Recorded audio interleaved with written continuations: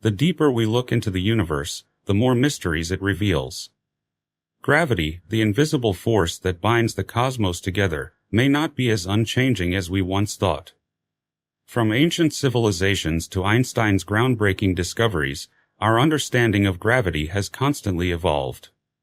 However, recent findings suggest that there may be a cosmic glitch on the grandest of scales, a deviation in the force governing galaxies and stars. Ancient scientists pondered the nature of gravity, laying the foundation for Newton's elegant laws. But it was Einstein, in the early 20th century, who changed our perception. His theory of general relativity describes gravity not as a force, but as a curvature of spacetime itself. Despite its success in predicting phenomena such as black holes and gravitational waves, Einstein's theory has its limitations. When we examine galaxy clusters and beyond, we encounter inconsistencies. Gravity seems to weaken slightly over billions of light years. This phenomenon is now referred to as a cosmic glitch. This anomaly may hint at new physics, possibly an extension of the standard cosmological model to include a varying gravitational constant. Such a modification could reconcile these inconsistencies without overturning the established successes of general relativity. The discovery of this cosmic glitch is forcing us to rethink our understanding of gravity. Could this be the first clue in a new puzzle that will eventually lead us to a theory that unifies the fundamental forces of nature? Long before the scientific revolution, ancient civilizations encountered the concept of gravity, although they understood it in very different ways. The Greeks, for example, believed in a geocentric model, where Earth was the center of the universe. Aristotle argued that objects fall toward their natural place, and this theory dominated Western thought for centuries. In ancient India, Hindu scriptures described gravity as an inherent force that pulls objects toward Earth. Similarly, the Chinese philosopher Mozi in the 4th century BCE suggested that objects fall due to the Earth's energy.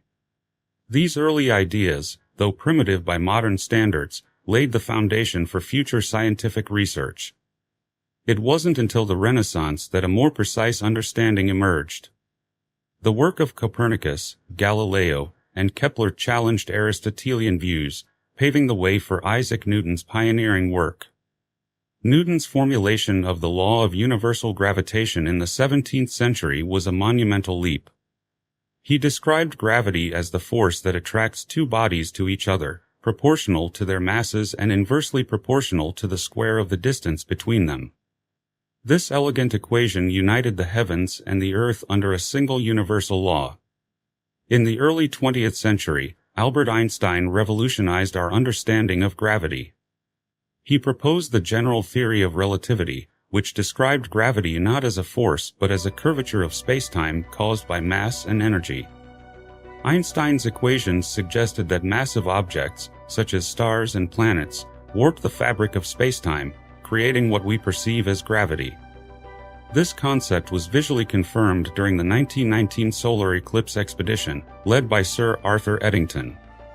By observing the bending of starlight around the Sun, Eddington provided one of the first experimental confirmations of the general theory of relativity. Consider this: nearly a century ago, Einstein added a fudge factor to his equations to align them with the then accepted idea of a static universe, later calling this factor his greatest mistake. However, this very constant, known as lambda, reappeared years later to explain the accelerating expansion of the universe. Einstein's theory also predicted phenomena such as black holes and gravitational waves, which have only been observed in recent years, further confirming the validity of his theory. The Event Horizon Telescope's image of a black hole in 2019 and LIGO's detection of gravitational waves in 2015 were monumental achievements in modern astrophysics. Despite its successes, general relativity has its limitations. It is inconsistent with quantum mechanics, which forms the basis for understanding the subatomic world. This has led scientists to search for a more comprehensive theory that unites these two pillars of physics. In the quest to understand the universe, scientists have discovered anomalies that challenge our generally accepted understanding of gravity. These inconsistencies indicate that while our current theories are robust, they may be incomplete. Albert Einstein's general theory of relativity has become a cornerstone of modern physics. The theory has been remarkably successful in explaining a wide range of phenomena, from the orbits of planets to the behavior of light around massive objects. However, recent research points to potential inconsistencies when general relativity is applied at cosmic scales. In 2024, Robin Yuen and colleagues hypothesized a cosmic glitch in gravity. Their research suggests that the gravitational constant may not be exactly constant over vast cosmic distances. Specifically, gravity appears to be about 1% weaker over distances of billions of light years. This anomaly creates challenges in our understanding because it implies a deviation from Einstein's theory at extreme scales.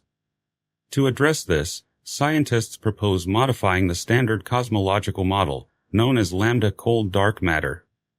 This adaptation involves adding a new parameter that slightly adjusts the gravitational constant on cosmic scales, without affecting its proven accuracy on smaller scales. The conflict between general relativity and quantum mechanics further complicates our understanding of gravity. General relativity best describes large-scale structures, such as galaxies and black holes, while quantum mechanics provides the best framework for understanding particles on the smallest scales. However, the two theories are fundamentally incompatible. One of the most striking proofs of this contradiction is the behavior of black holes. The general theory of relativity predicts the existence of singularities, points of infinite density at the centers of black holes.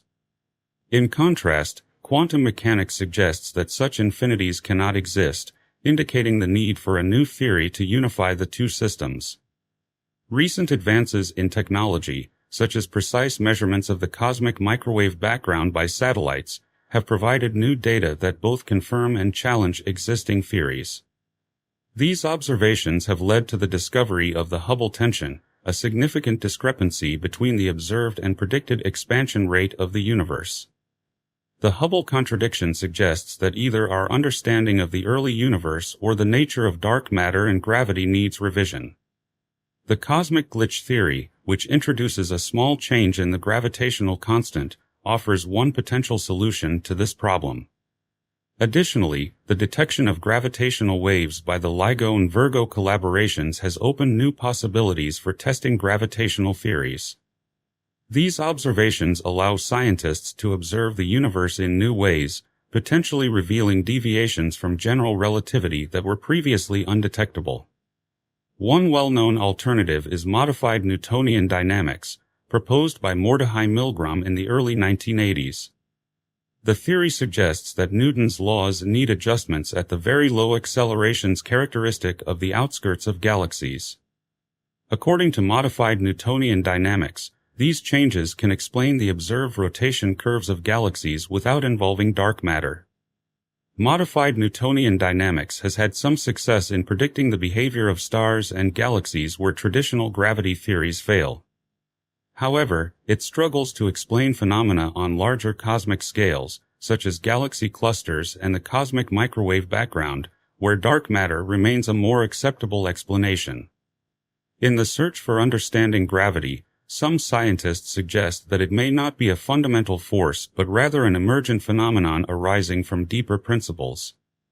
This idea does not contradict traditional views on gravity but opens new avenues for theoretical research. One well-known alternative is modified Newtonian dynamics, proposed by Mordechai Milgram in the early 1980s.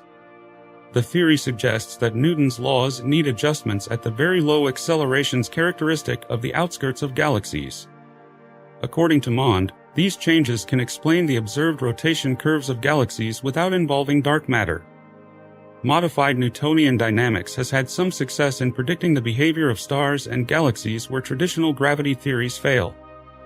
However, it struggles to explain phenomena on larger cosmic scales, such as galaxy clusters and the cosmic microwave background, where dark matter remains a more acceptable explanation. Another interesting theory is emergent gravity, proposed by Eric Verland in 2010. Verland suggests that gravity is not a fundamental interaction, but rather arises from thermodynamic principles of information storage on holographic screens. In this view, the universe can be described as a hologram, where gravity emerges from changes in entropy related to the information stored on these screens. To simplify, imagine the universe as a giant library where information is stored on shelves. The arrangement and number of books change over time, affecting the overall structure and creating what we perceive as gravity. Verlin's emergent gravity has intriguing implications for our understanding of dark matter. Instead of relying on invisible particles, the effects attributed to dark matter may actually result from the emergent properties of spacetime itself. This theory allows us to reconsider the connection between gravity and thermodynamics. In addition to modified Newtonian dynamics and Verlin's theory, there are several other alternative approaches. One such theory is modified gravity, proposed by John Moffat. Modified gravity introduces additional gravitational fields to explain the rotation curves of galaxies and the dynamics of galaxy clusters without the need for dark matter. Modified gravity suggests that these additional fields modify the strength of gravity on different scales. Additionally, the concept of entropic gravity, closely related to Verlin's ideas, proposes that gravity arises from the natural tendency of systems to increase entropy. This thermodynamic interpretation aligns with the principles of statistical mechanics, offering a fresh perspective on gravitational interactions. Although these alternative theories are not yet universally recognized, they open new perspectives and require further research and experiments. They prompt us to rethink gravity, not as an inherent force of nature, but as a consequence of deeper, fundamental principles. As we progress through the 21st century, our quest to understand gravity continues to push the boundaries of technology and knowledge. State-of-the-art experiments and missions are being designed to test the limits of our gravitational theories, providing new insights and potentially revolutionary discoveries. One of the most significant ongoing projects is the acclaimed James Webb Space Telescope. Observations made by JWST have been crucial for testing theories of gravity on the largest cosmic scales, especially those that predict deviations from general relativity. Another key player in gravitational research is the Large Hadron Collider at CERN. The Large Hadron Collider, the world's largest and most powerful particle accelerator, collides protons at unprecedented energies. These collisions allow physicists to study fundamental particles and forces, including the potential discovery of particles that mediate gravitational interactions at quantum scales. Experiments at the Large Hadron Collider are critical for understanding how gravity might combine with other fundamental forces. Space missions such as the Laser Interferometer Space Antenna also loom on the horizon. Planned for launch in the mid-2030s, Laser Interferometer Space Antenna will consist of 3 spacecraft forming a giant triangular interferometer in space. This facility will detect gravitational waves with much greater sensitivity than existing ground-based detectors, such as LIGO and Virgo. Laser Interferometer Space Antenna aims to observe gravitational waves from the mergers of supermassive black holes, which will test Einstein's general theory of relativity and provide new insights into dark matter and dark energy. Closer to home, the Event Horizon Telescope continues to make groundbreaking contributions. In 2019, Event Horizon Telescope obtained the first-ever image of the black hole in galaxy M87, demonstrating the power of synchronizing telescopes across the globe to create an Earth-sized interferometer. The Event Horizon Telescope is now focused on even more precise observations of black holes, including the one at the center of our galaxy, Sagittarius A. These observations will test the predictions of general relativity in extreme gravitational fields. Additionally, let us recall the recent study by Robin Ewan and colleagues, which proposes a cosmic glitch in gravity, suggesting that the gravitational constant may vary over cosmic distances. This study will be further tested with data from the Planck satellite and future cosmic microwave background experiments, STAR. Upcoming missions such as the Simons Observatory and CMB-S4 aim to make more precise measurements of the cosmic background radiation, potentially confirming or refuting the existence of this glitch, offering a deeper understanding of the nature of gravity at the largest scales. Furthermore, the Vera C. Rubin Observatory, which will soon become fully operational, will conduct the legacy survey of space and time. This survey will map billions of galaxies, providing a detailed view of the structure and evolution of the universe. The data from LSST will help test theories of dark matter, dark energy, and gravity, possibly revealing new phenomena that could change our current understanding. Another exciting frontier is the search for quantum gravity using benchtop experiments. These experiments employ highly sensitive equipment to detect tiny gravitational effects on very small scales, where quantum mechanical effects become significant. Such experiments are designed to bridge the gap between general relativity and quantum mechanics, which could lead to a unified theory of gravitation. These state-of-the-art experiments and missions represent the cutting edge of gravitational research. They aim not only to test existing theories but also to discover new phenomena that could revolutionize our understanding of the universe. Revising our understanding of gravity could have profound implications for cosmology, astrophysics, and technology. The anomalies and alternative theories we've explored suggest that our understanding of gravity is far from complete. As our models improve, we can expect significant progress in several key areas. In cosmology, a more accurate model of gravity could solve existing mysteries such as the nature of dark matter and dark energy. If gravity behaves differently over vast cosmic distances, it could provide a new explanation for the accelerated expansion of the universe and the distribution of galaxies. This could lead to a unified model of the cosmos that better integrates general relativity and quantum mechanics. For astrophysics, improved gravitational theories could enhance our understanding of black holes, neutron stars, and other extreme environments. By accurately describing the behavior of matter under the influence of intense gravitational fields, we can better understand the life cycles of stars and the dynamics of galaxies. This knowledge might even reveal new types of astrophysical objects or phenomena. Technologically, advances in understanding gravity will undoubtedly spur innovations in various fields. For example, accurate measurements of gravitational waves could improve navigation systems and geophysical research. In addition, breakthroughs in quantum gravity could lead to new technologies based on quantum information and communication, revolutionizing computing and data transmission. Imagine a future where our understanding of gravity enables ultra-precise spacetime sensors, leading to the development of autonomous vehicles, precision agriculture, and disaster prediction systems. As we await the launch of new missions, projects, and discoveries, anticipation grows. Each step forward brings us closer to unlocking the mysteries of the universe, promising a future where our understanding of gravity and the cosmos is richer and deeper than ever before. Surely you've heard by now that black holes can be so massive that they outshine entire galaxies. But some of them are quite mobile, so much so that they roam the Milky Way like cosmic ghosts, undetectable. You may be surprised to learn that the nearest black hole to Earth is not as far away as you think. When these cosmic giants collide, they generate frequencies as unique as fingerprints, frequencies that may hold the key to unlocking the deepest mysteries of the universe.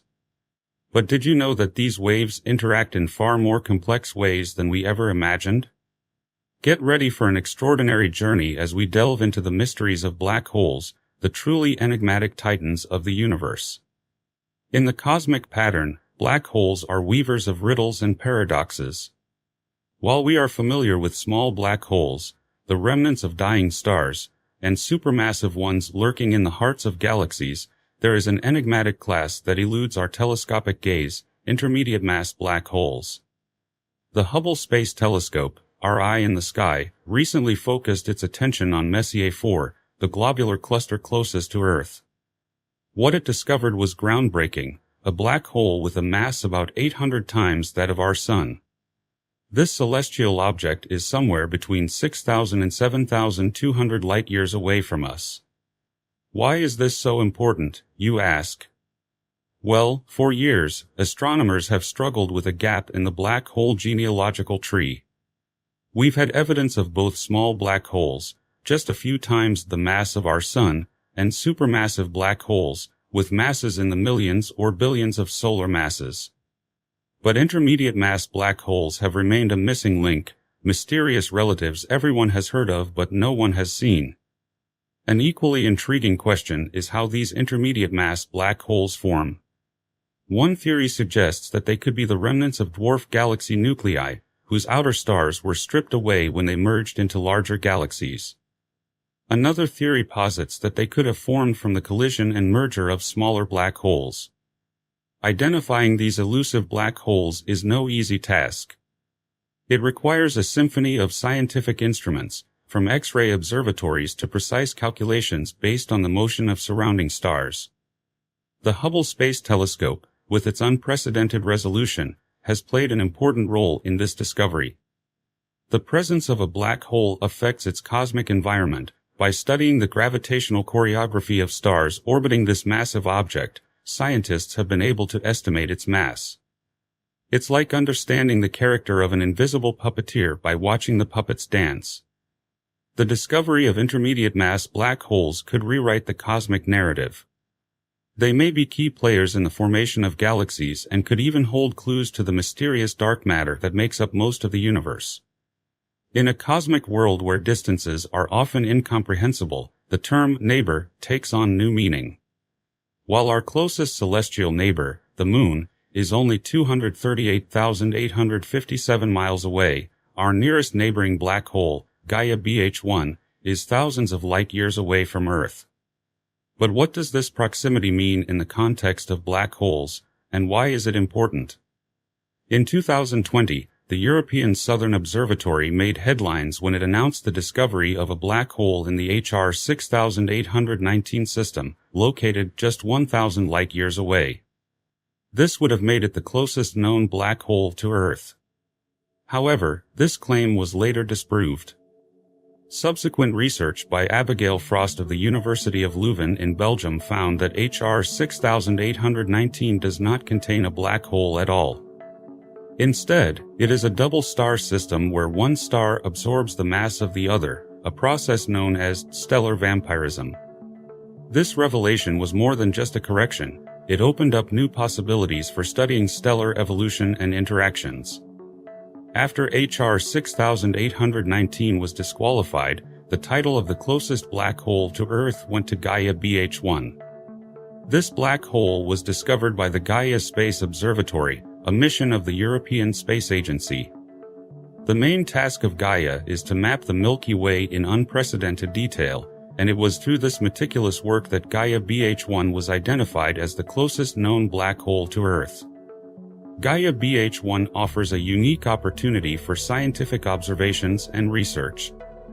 Its relative proximity allows for more detailed measurements, which may help answer fundamental questions about black holes, such as their mass, rotation, and behavior near their event horizons.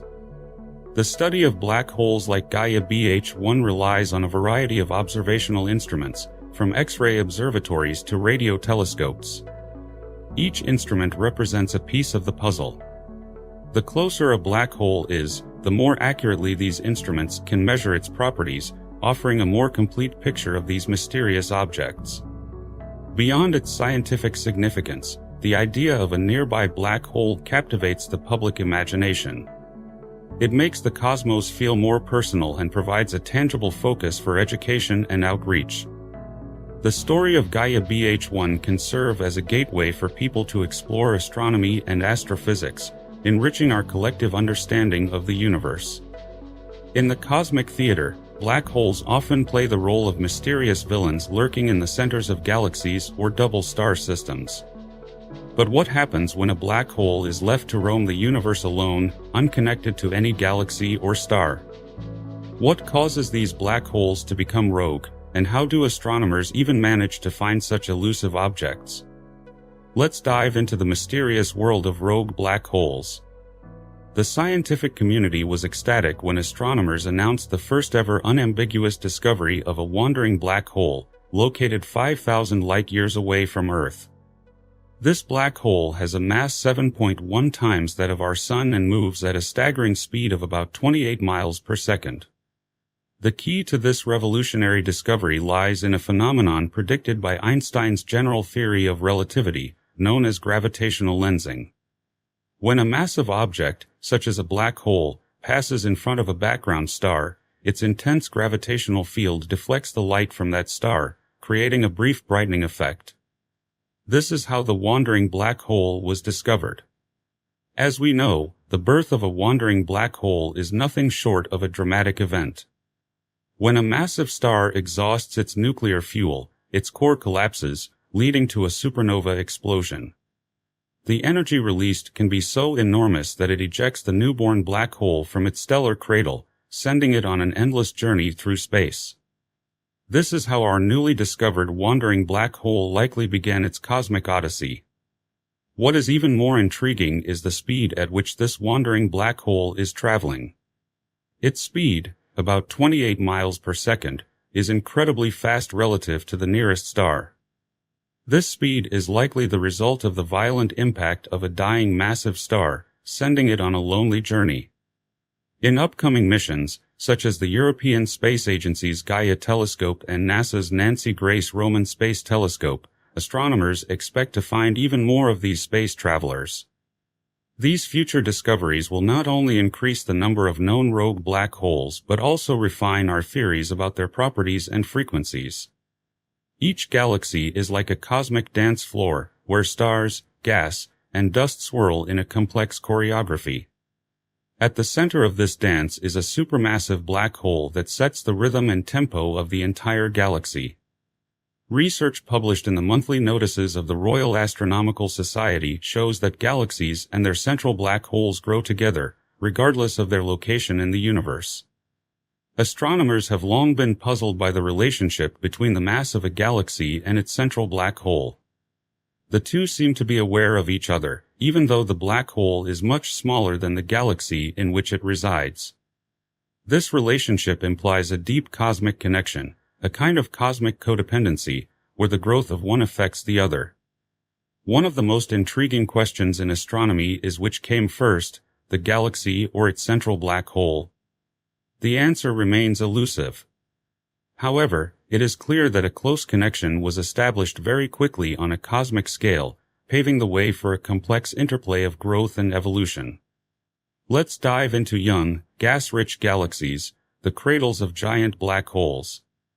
These galaxies are like cosmic nurseries, teeming with the raw materials needed for star formation and black hole growth.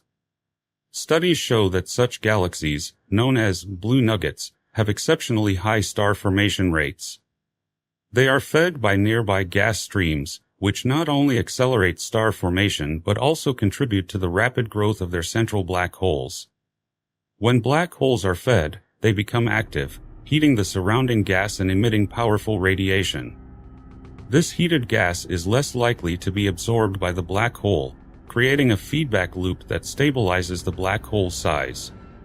However, as the galaxy grows, it can push more gas toward the center, allowing the black hole to feed and grow again. The relationship between galaxies and their black holes is self-adjusting. If a black hole is too large for its galaxy, it grows more slowly.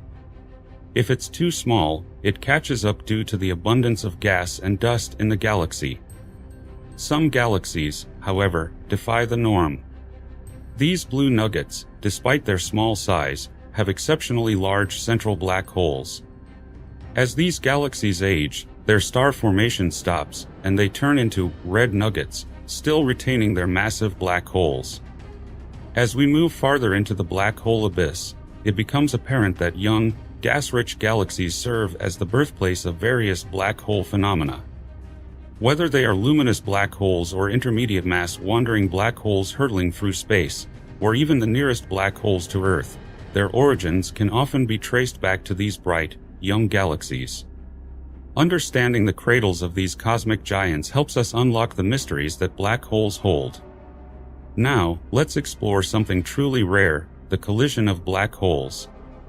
When black holes collide, they create a cosmic symphony of gravitational waves that ripple through the very fabric of spacetime.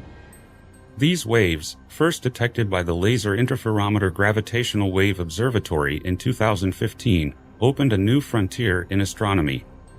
However, recent research shows that these waves interact in complex ways as they propagate, testing our understanding of gravity and the general theory of relativity. Traditionally, scientists have used linear models to describe these waves. However, a new study has revealed nonlinear effects, unveiling a more complex picture. It's akin to the difference between a calm pond and a rough sea.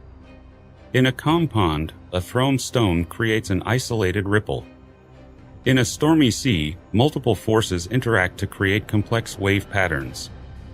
When black holes collide, they emit unique frequencies or chirps. These sounds are like individual notes in our cosmic symphony, each revealing something about the properties of colliding black holes. They offer a new way to test the limits of the general theory of relativity and may even provide clues to the nature of dark matter. Recent discoveries have shown that pairs of black holes in dwarf galaxies are on a collision course. These dwarf galaxies attract gas that feeds their black holes, causing them to grow even before they merge. This process mirrors the larger universe, where galaxies and their central black holes grow in tandem. These colliding dwarf galaxies offer a glimpse into the early universe, which was filled with similar small galaxies. Most of these eventually merged to form larger galaxies, like our Milky Way. Understanding these processes helps us piece together the cosmic mystery of galaxy and black hole formation. As we venture deeper into the abyss of black holes, we discover that each type, from luminous black holes of intermediate mass to wandering black holes hurtling through space, plays a unique role in this great cosmic symphony. The next generation of gravitational wave detectors will likely deepen our understanding of these cosmic phenomena.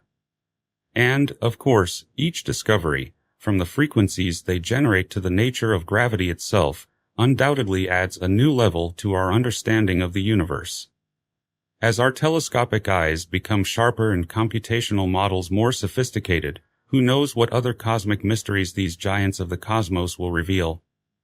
Imagine a single point, just a speck of light, hovering in an endless sea of darkness. It's not just a random dot, it's our home, Earth. But what if we told you that this dot is just a fleeting moment in a cosmic panorama so vast and complex that it defies human comprehension? Imagine a night sky filled with stars, each representing a sun, many of which have their own planets. Now, multiply that image by 100 billion. Even then, you've barely scratched the surface. Beyond Earth, beyond our sun, and even beyond our galaxy lies a structure so vast that everything you know seems like a single thread in an unfathomable cosmic web. The human mind, remarkable as it is, struggles to grasp this scale. Our brains are built to comprehend the rises and slopes of mountains and the vastness of oceans, but how do we comprehend a structure that stretches billions of light years? Today, we embark on a journey to explore these galactic threads, the sinews and muscles of the universe itself. We will venture into a realm so incomprehensible that even the speed of light seems pedestrian. Spiders weave intricate webs, thin but strong, each thread connected to the other in a complex pattern. Nature's architects create these webs to survive, capture prey, and explore their surroundings. Now, imagine a web woven not by spiders but by the very fabric of space and time itself, a web that links galaxies, star clusters, and dark matter into a complex network. This is the cosmic web, the grand architecture of our universe. Each node you see is not just a single star or planet but an entire galaxy, a colossal cluster of billions of stars, planets, and other celestial objects, all bound by gravity. But what gives this network its structure? The answer lies in something we cannot even see: dark matter. Scientists believe that dark matter, which makes up about 27% of the universe, acts as the framework upon which this web is built. Though invisible, its presence is felt through the gravitational pull that determines the formation of galaxies and the paths they take. The cosmic web was not always as we see it today. It evolved over billions of years, beginning with tiny fluctuations in the density of the early universe. These fluctuations grew, pulled together by gravity, eventually forming the majestic filaments and nodes we now observe. One of the most impressive examples of a galactic filament is the Great Wall of Hercules, Corona Borealis. This colossal structure spans a distance of up to 23 billion light-years, making it one of the largest known structures in the universe. Understanding this network is not just an academic exercise, it's a quest to understand our place in the universe. Are we simply an accidental byproduct of cosmic evolution, or is there a grander design at work? Scientists use a range of tools to study this network, from telescopes that can observe distant galaxies to simulations that model the behavior of dark matter. Each discovery is a piece of a puzzle, a thread in a story that spans the entire universe. Here it is, Earth, a pearl of blue and green suspended in the vastness of space, a planet teeming with life, from microscopic organisms to magnificent creatures. It's easy to think of Earth as the center of everything, but in the grand scheme of the universe, it's just a speck.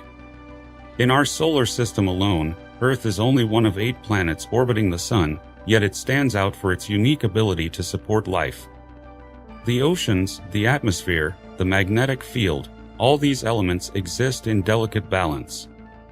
Zoom out even further, and our entire solar system becomes a tiny dot in one of the spiral arms of the Milky Way galaxy. A galaxy that is home to hundreds of billions of stars, each potentially containing its own system of planets. And the Milky Way is just one galaxy in a cosmic web of hundreds of billions of galaxies. Each of these galaxies is a node, a focal point in this unimaginable structure. Even within our galaxy, Earth is influenced by forces beyond its control. Dark matter, the invisible backbone of the cosmic web, shapes the structure of the galaxy and, as a result, the environment around Earth. Yet despite its seemingly insignificant place in the cosmos, Earth is unusual for one reason: it has life. It is the only known celestial body where life not only originated but has evolved to an incredible level of diversity and complexity. Humanity's quest to understand its place in the universe has led to remarkable scientific advances. Telescopes peer into remote corners of the universe, and supercomputers simulate the cosmic web, helping to answer fundamental questions about the nature of reality. For example, consider the Sun, the blazing ball of plasma that lights up our sky and warms our planet. It is the reason you can see these very images, the reason life exists on Earth.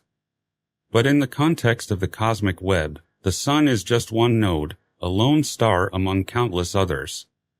Close to the Sun, we find other stars, some smaller and cooler, others larger and hotter. Each of these stars is like a bead on a huge cosmic thread, linked together by gravity and dark matter. Our Sun is located in the Orion arm of the Milky Way, a small spiral arm about 27,000 light-years from the center of the galaxy. Even within our galaxy, it is far from special, just one of about 400 billion stars in the great expanse of the cosmic web. Stars like our Sun form complex nodes that connect larger structures such as galaxies and galaxy clusters. They are the building blocks, the fundamental units that give the web its shape. So, what powers this celestial beacon? The answer is nuclear fusion.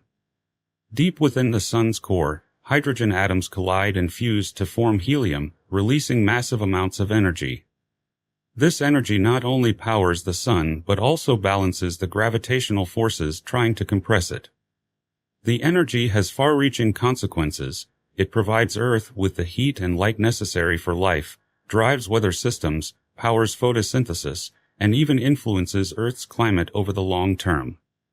Understanding the Sun is crucial to understanding the cosmic web. Various missions, such as the Parker Solar Probe and the Solar Dynamics Observatory, have been launched to study the Sun's behavior.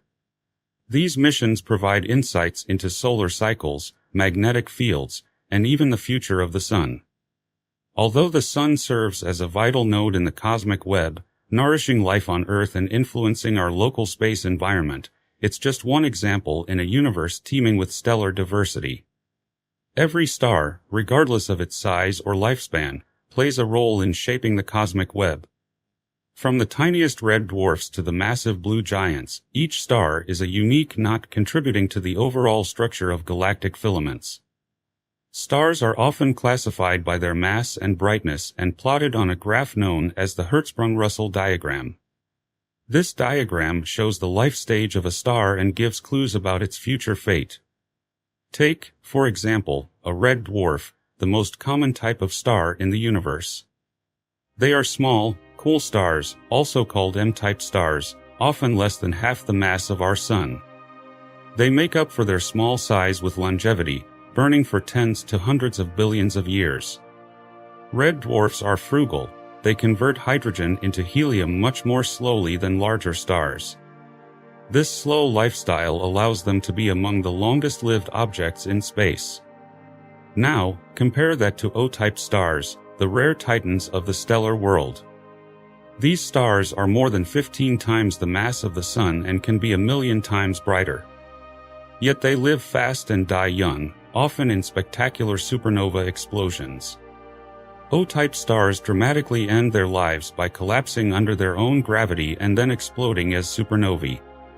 These explosions scatter elements such as carbon, oxygen, and iron into space, promoting the formation of new stars and planets.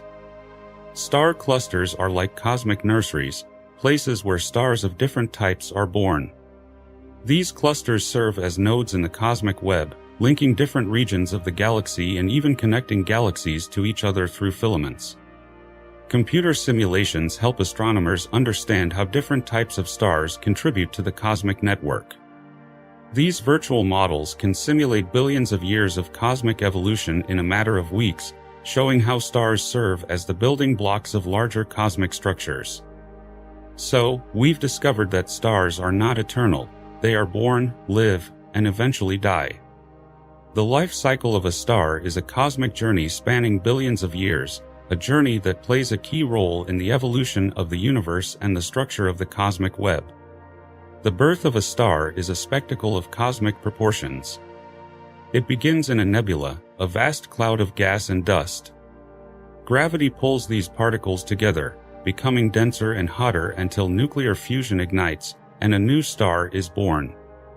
Once a star reaches the main sequence stage, it enters a period of relative stability. The hydrogen in the core turns into helium, releasing energy that balances the gravitational forces trying to compress the star. This is the longest phase of a star's life, and it's where our Sun is now. But even stars like our Sun must face change. In about 5 billion years, the Sun will run out of hydrogen fuel.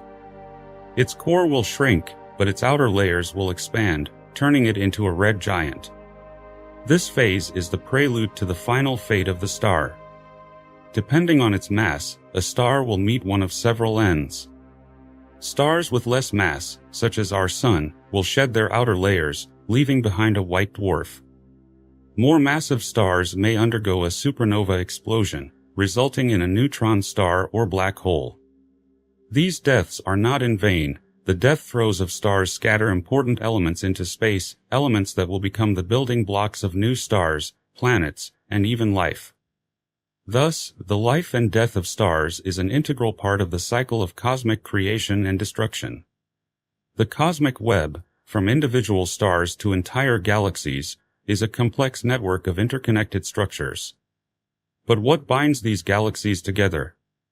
What are the threads that weave the complex fabric of the universe?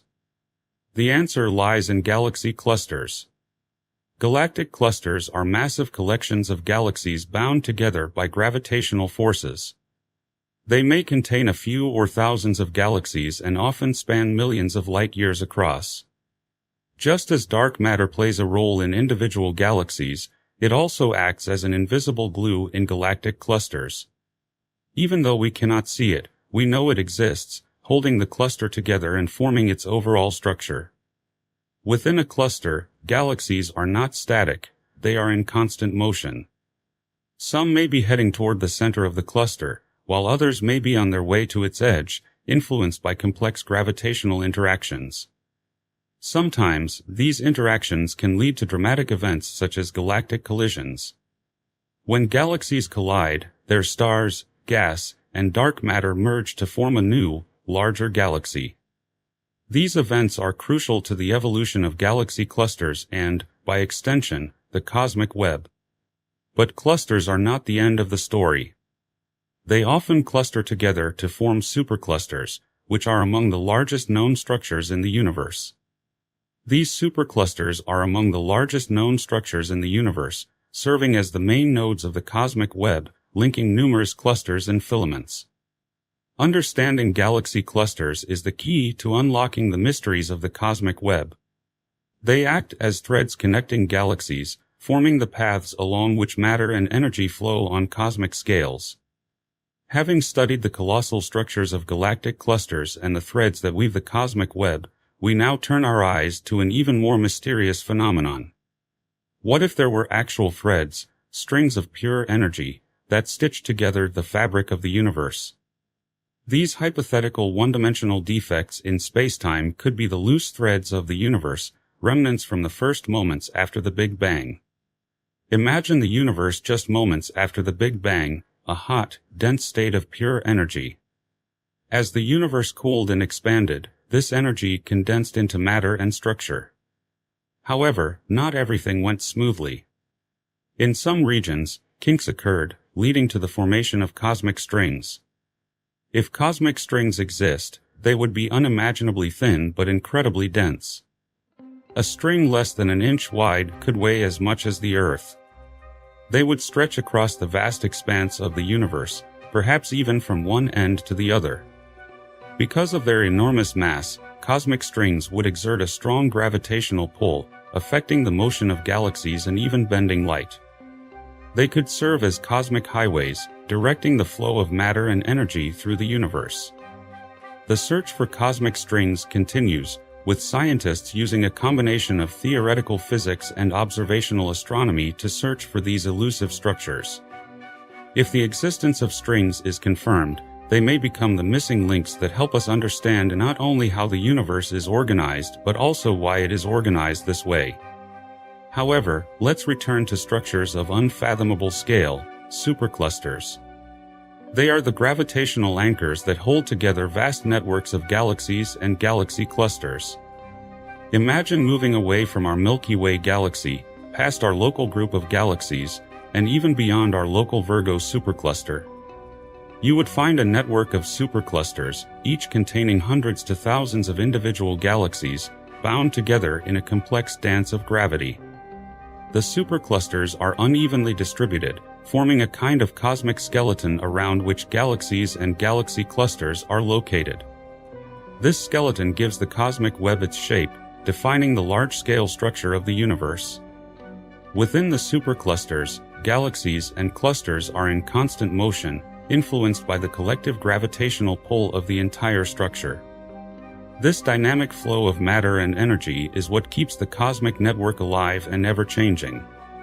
Among the most intriguing aspects of superclusters is the presence of gravitational anomalies, like the Great Attractor. These are regions with such a strong gravitational pull that they influence the motion of the entire supercluster, serving as the pivots of the cosmic web. Understanding superclusters is crucial to cosmology. They serve as the largest laboratories for studying the expansion of the universe, the distribution of dark matter, and even the mysterious force of dark energy. Scientists estimate that the observable universe contains around 2 trillion galaxies, and yet what we can see represents less than 5% of the universe. Standing on the precipice of cosmic understanding, we are humbled by the scale and complexity of the universe.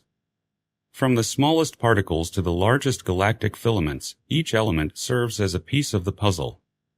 Here we are, a pale blue dot, a mere speck in the cosmic web. Yet from this vantage point, we have begun to unravel the deepest mysteries of the universe. Armed with telescopes capable of looking billions of light years away, we become not just spectators but active participants in this cosmic journey. Each new discovery is a step toward answering the eternal question that prompts all of us to ponder: what other mysteries does the universe hold that we have yet to unravel? The solar system has served as a reliable bulwark for life, but one day, humanity will have to leave its native Earth to continue existing. In recent decades, scientists have been desperately searching the dim depths of space for a haven for life. So far, none of the exoplanets we found have refuted the hypothesis of the uniqueness of life. But what if we're simply looking in the wrong place? Perhaps it's not the planets that hold all the answers, but their moons. In the mystical depths of space, exomoons are unlike any other satellite in our solar system. The size of our Earth, these hidden giants have an amazing feature: life may be found inside them far more often than on ordinary exoplanets. Today, we'll dive into the mysterious distant universe and try to discover why exomoons may someday change the future of humanity. Let's go back to the very beginning of the history of exoplanet science. Since astronomy received a major boost only in the mid-20th century, scientists began studying exoplanets relatively recently. The first confirmed exoplanets were discovered in 1992, a group of Earth-mass planets orbiting the pulsar PSR B1257.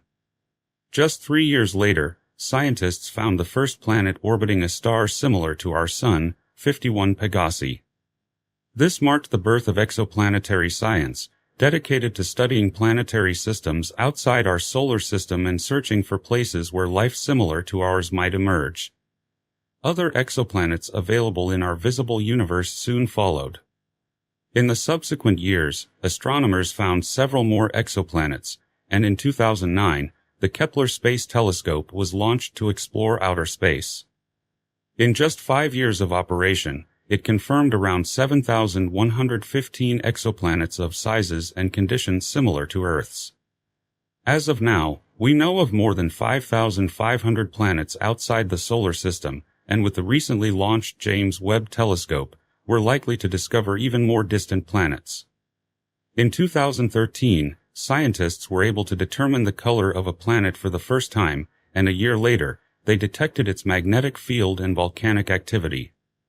Finally, in 2018, astronomers made a potentially breakthrough discovery. For the first time, a possible exomoon was recorded near the planet Kepler 1625b. While this might not seem like an extraordinary discovery at first glance, exomoons open a new chapter in modern astronomy, not only as unexplored space objects but also as potential places that could support life on the exoplanets or the moons themselves. Every year, our knowledge of distant exoplanets deepens, bringing scientists closer to completing the picture of the history of the entire universe. But how did scientists manage to confirm so many planets in such a short time when it's impossible to photograph each one? Only 69 planets have been found using images. The most popular method is the transit method, which you might already know. When an exoplanet passes in front of its central star, the star slightly dims, indicating the presence of an orbiting object. Although this method doesn't allow for direct observation and could sometimes result in a glitch, it's currently the most effective way to explore exoplanets. Exoplanet exploration plays a crucial role in all of astronomy and the future of humanity. Exomoons, as a new chapter in exoplanet science, may have great potential for the search for extraterrestrial life. However, exomoons are not the main focus of current research. The main challenge in studying them is their elusiveness to telescope radar. While scientists don't deny that some exoplanets may have satellites, it's currently an extremely difficult, if not impossible, task for our technology to study them. The transit method, or more precisely the study of star spectrum shifts, can confirm an exoplanet, but it's nearly impossible to detect a satellite orbiting it unless the spacecraft is in extremely close proximity. The changes in the star's brightness are too slight. Thus, even the first exomoon found near Kepler 1625b, and others like those found near Kepler 1708b and Kepler 1513b, are not yet seen as conclusive proof of their existence. There's a possibility these detections could be due to technical errors during observation.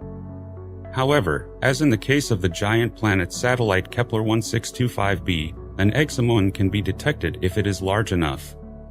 So far, the first hypothetical exomoon could be the size of Earth and have a strange, tilted orbit like Neptune's moon, Triton.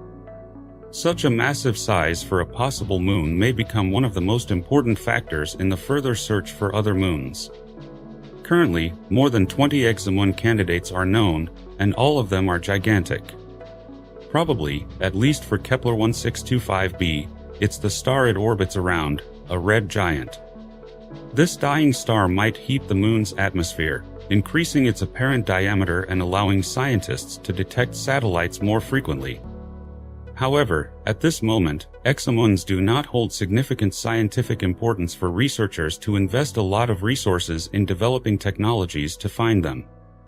At this stage in science, exomoons don't seem to be a higher priority than other space objects, such as exoplanets.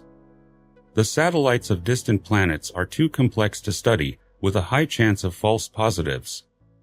Therefore, it may take months or even years of observation and analysis to confirm one satellite, when it seems more rational to use these resources to explore planets that could potentially support life, including human life. Of course, it is possible that exomoons may harbor life in their interiors, but rocky exoplanets, like Earth, are still of much greater importance to the scientific community. Nevertheless, we will focus on exomoons themselves and try to investigate them. Is there any need to study these mysterious and hidden moons at all? In fact, these moons hold a lot of valuable information for our complete understanding of the universe's structure, although this will only be achievable in the future, and not in the near future. The first thing that captures scientists' attention about exomoon candidates is their size. The largest moon in our solar system, Ganymede, which orbits Jupiter, has a diameter of 3,273 miles, but recorded exomoons could reach the size of Earth or even Neptune.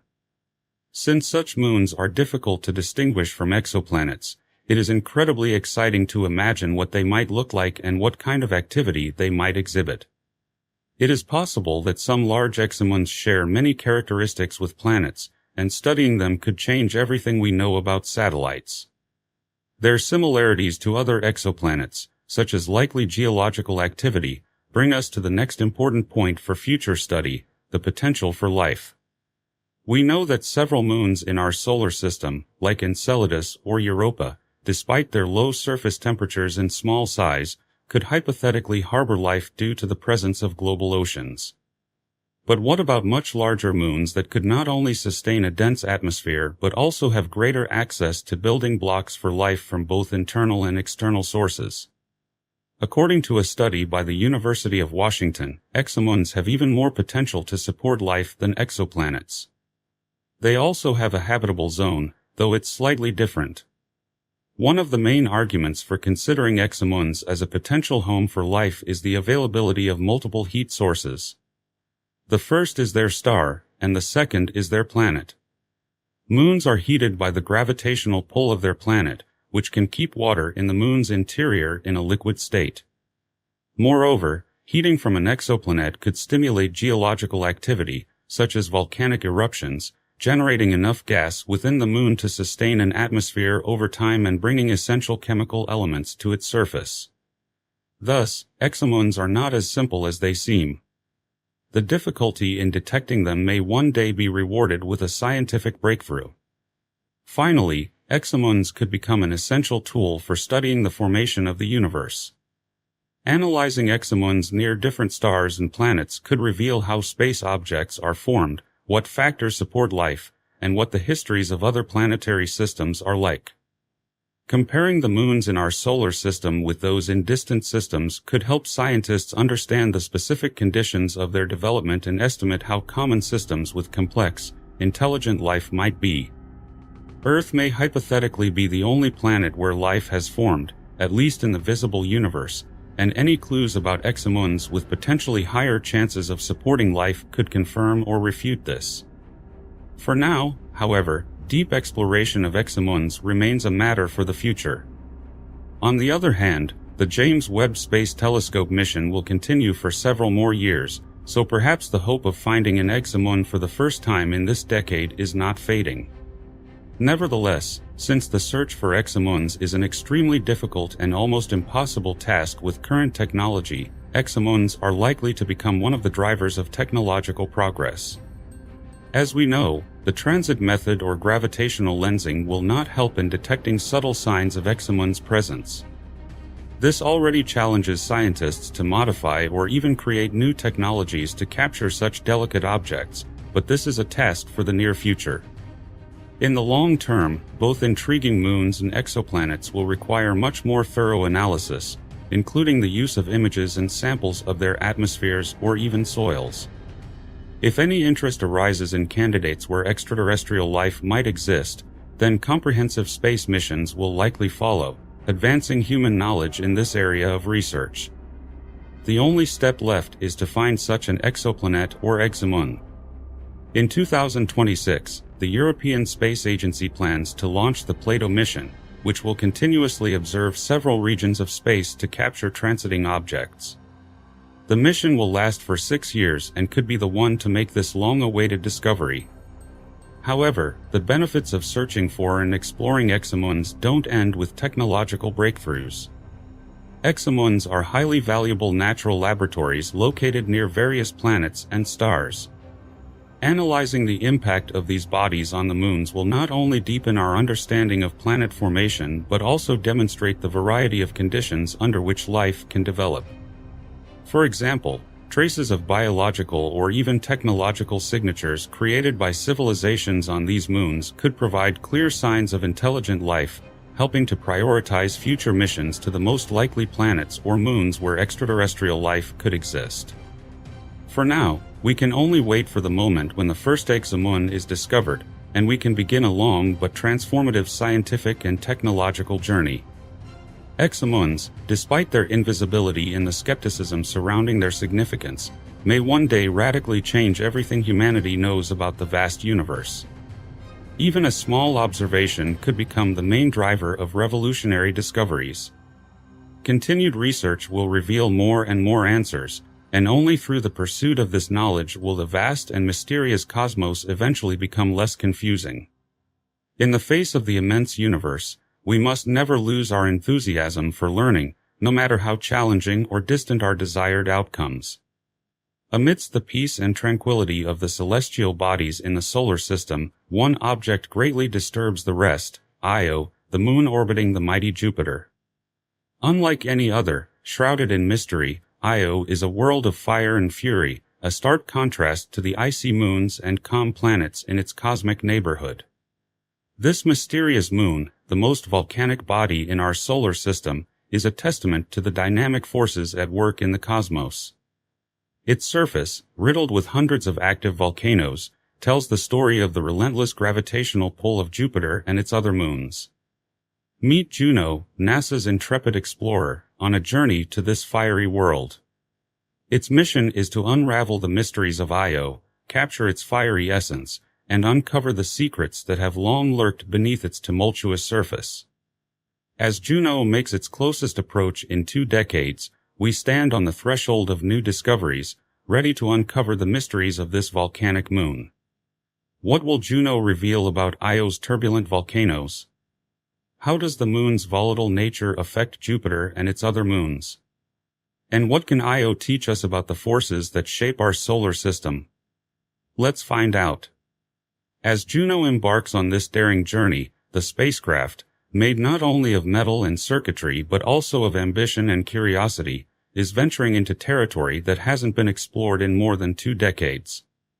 For the first time in 20 years, a spacecraft dares to come so close to Io, allowing us to come face to face with a world of extreme volcanic activity. Juno's close approach is not just a routine flyby but a bold dive into the unknown. The spacecraft, equipped with state-of-the-art instruments, is designed to withstand the harsh radiation environment of Jupiter and its moons. As it approaches Io's rugged surface from a distance of 930 miles, Juno's sensors are prepared to capture groundbreaking data. In late 2023, the probe made its closest flyby of Io, capturing some incredible images in the process. In these images, Jupiter's moon appears to glisten with sulfuric hues, and its surface is speckled with spots created by the ongoing volcanic activity. By combining data from this flyby with previous observations, the Juno science team is studying how Io's volcanoes vary. We are looking for how often they erupt, how bright and hot they are, how the shape of the lava flow changes, and how Io's activity is connected to the flow of charged particles in Jupiter's magnetosphere, says astronomer Scott Bolton of the Southwest Research Institute. The heart of this mission lies in Juno's technological capabilities. The spacecraft's Juno-Cam continues to capture spectacular images, despite the challenges of Jupiter's intense radiation. The Stellar Reference Unit, originally a navigation camera, also serves as a scientific instrument, providing the highest resolution images of Io's surface to date. On Earth, scientists are analyzing the data coming from Juno. Each bit of information is a piece of the puzzle, revealing new details about Io's volcanic nature. This data provides a window into our solar system's past, present, and future. Late last year, NASA's Juno probe took the highest resolution images of Io to date. Among these images, one captured on December 30th stands out, vividly depicting Io's volcanic nature. This image, enhanced to highlight details, shows a volcanic plume erupting from Io's surface, with plumes reaching over 60 miles high. Given that the Moon's diameter is about 2,200 miles, this is a significant eruption. As Juno continues its journey around Jupiter, each orbit brings new opportunities, challenges, and discoveries. Among Jupiter's 95 moons, Io stands out not only because of its proximity to Jupiter but also because of the dramatic geological activity caused by this proximity. Io's volcanic nature is a direct consequence of Jupiter's immense gravitational forces. Io is not a particularly large moon. It's only slightly larger than Earth's moon. However, Jupiter, the largest planet in our solar system, has tremendous gravity. This enormous force stretches and squeezes Io, creating what is known as tidal heating. Io's orbit itself is not a perfect circle, it's more elliptical. As the Moon moves closer to Jupiter, the planet's gravity stretches Io, and as it moves farther away, the Moon is compressed. This constant stretching generates immense internal heat, which leads to Io's intense volcanic activity. This Juno-Cam image captures a plume of material ejected from the unseen volcanic Prometheus, indicated by a red arrow. The plume is just visible in the darkness below the terminator, the line dividing day and night. The image was taken by the spacecraft on October 15, 2023. Tidal heating on Io is so intense that it turns the Moon's interior into a bubbling cauldron of molten rock. This heat causes the volcanic activity that defines Io's landscape. Hundreds of volcanoes dot its surface, some spewing lava fountains up to hundreds of kilometers high. Io has about 400 active volcanoes, with roughly 150 erupting at any given time. However, Jupiter is not the only player in this gravitational struggle. The other Galilean moons, Europa, Ganymede, and Callisto, also exert their influence on Io. Their gravitational attraction helps maintain Io's elliptical orbit, playing a critical role in the tidal heating process. This complex gravitational interaction is a perfect example of how celestial mechanics determine the fate of a moon. The tidal forces of Jupiter and its moons not only heat Io but also create a world where geological activity is the norm, not the exception. Io, a moon cloaked in fire and brimstone, plays a key role in the grand theater of Jupiter's system. Its constant volcanic activity not only shapes its landscape but also significantly affects the nature of Jupiter's magnetosphere. As mentioned earlier, Io's volcanoes are the most active in the solar system. They release enormous amounts of sulfur dioxide into space, a direct result of intense internal heating. This outgassing contributes to an atmosphere rich in sulfur compounds. But Io's influence extends far beyond its own atmosphere. As Io orbits within Jupiter's massive magnetosphere, sulfur dioxide and other volcanic gases become ionized, turning into charged particles. These particles are trapped in Jupiter's magnetic field, forming a plasma torus along Io's orbit. This torus, a glowing ring of ionized particles, is a direct manifestation of the Moon's volcanic power. The plasma torus is not static, it changes in response to Io's volcanic activity. Material ejected from the volcanoes feeds the torus, affecting its density and composition. This complex interaction between Io's volcanism and the plasma torus illustrates the interconnectedness of Jupiter's system. It's also thought to be responsible for the powerful permanent auroras at the planet's poles. Volcanic emissions, once in the atmosphere, escape into space where they undergo rapid neutralization, ejecting particles at high velocity in a plane perpendicular to the local magnetic field. This phenomenon contributes to the formation of extended sodium nebulae, adding another layer to the complex environment around Jupiter. Observational studies have been crucial in understanding these interactions for many years.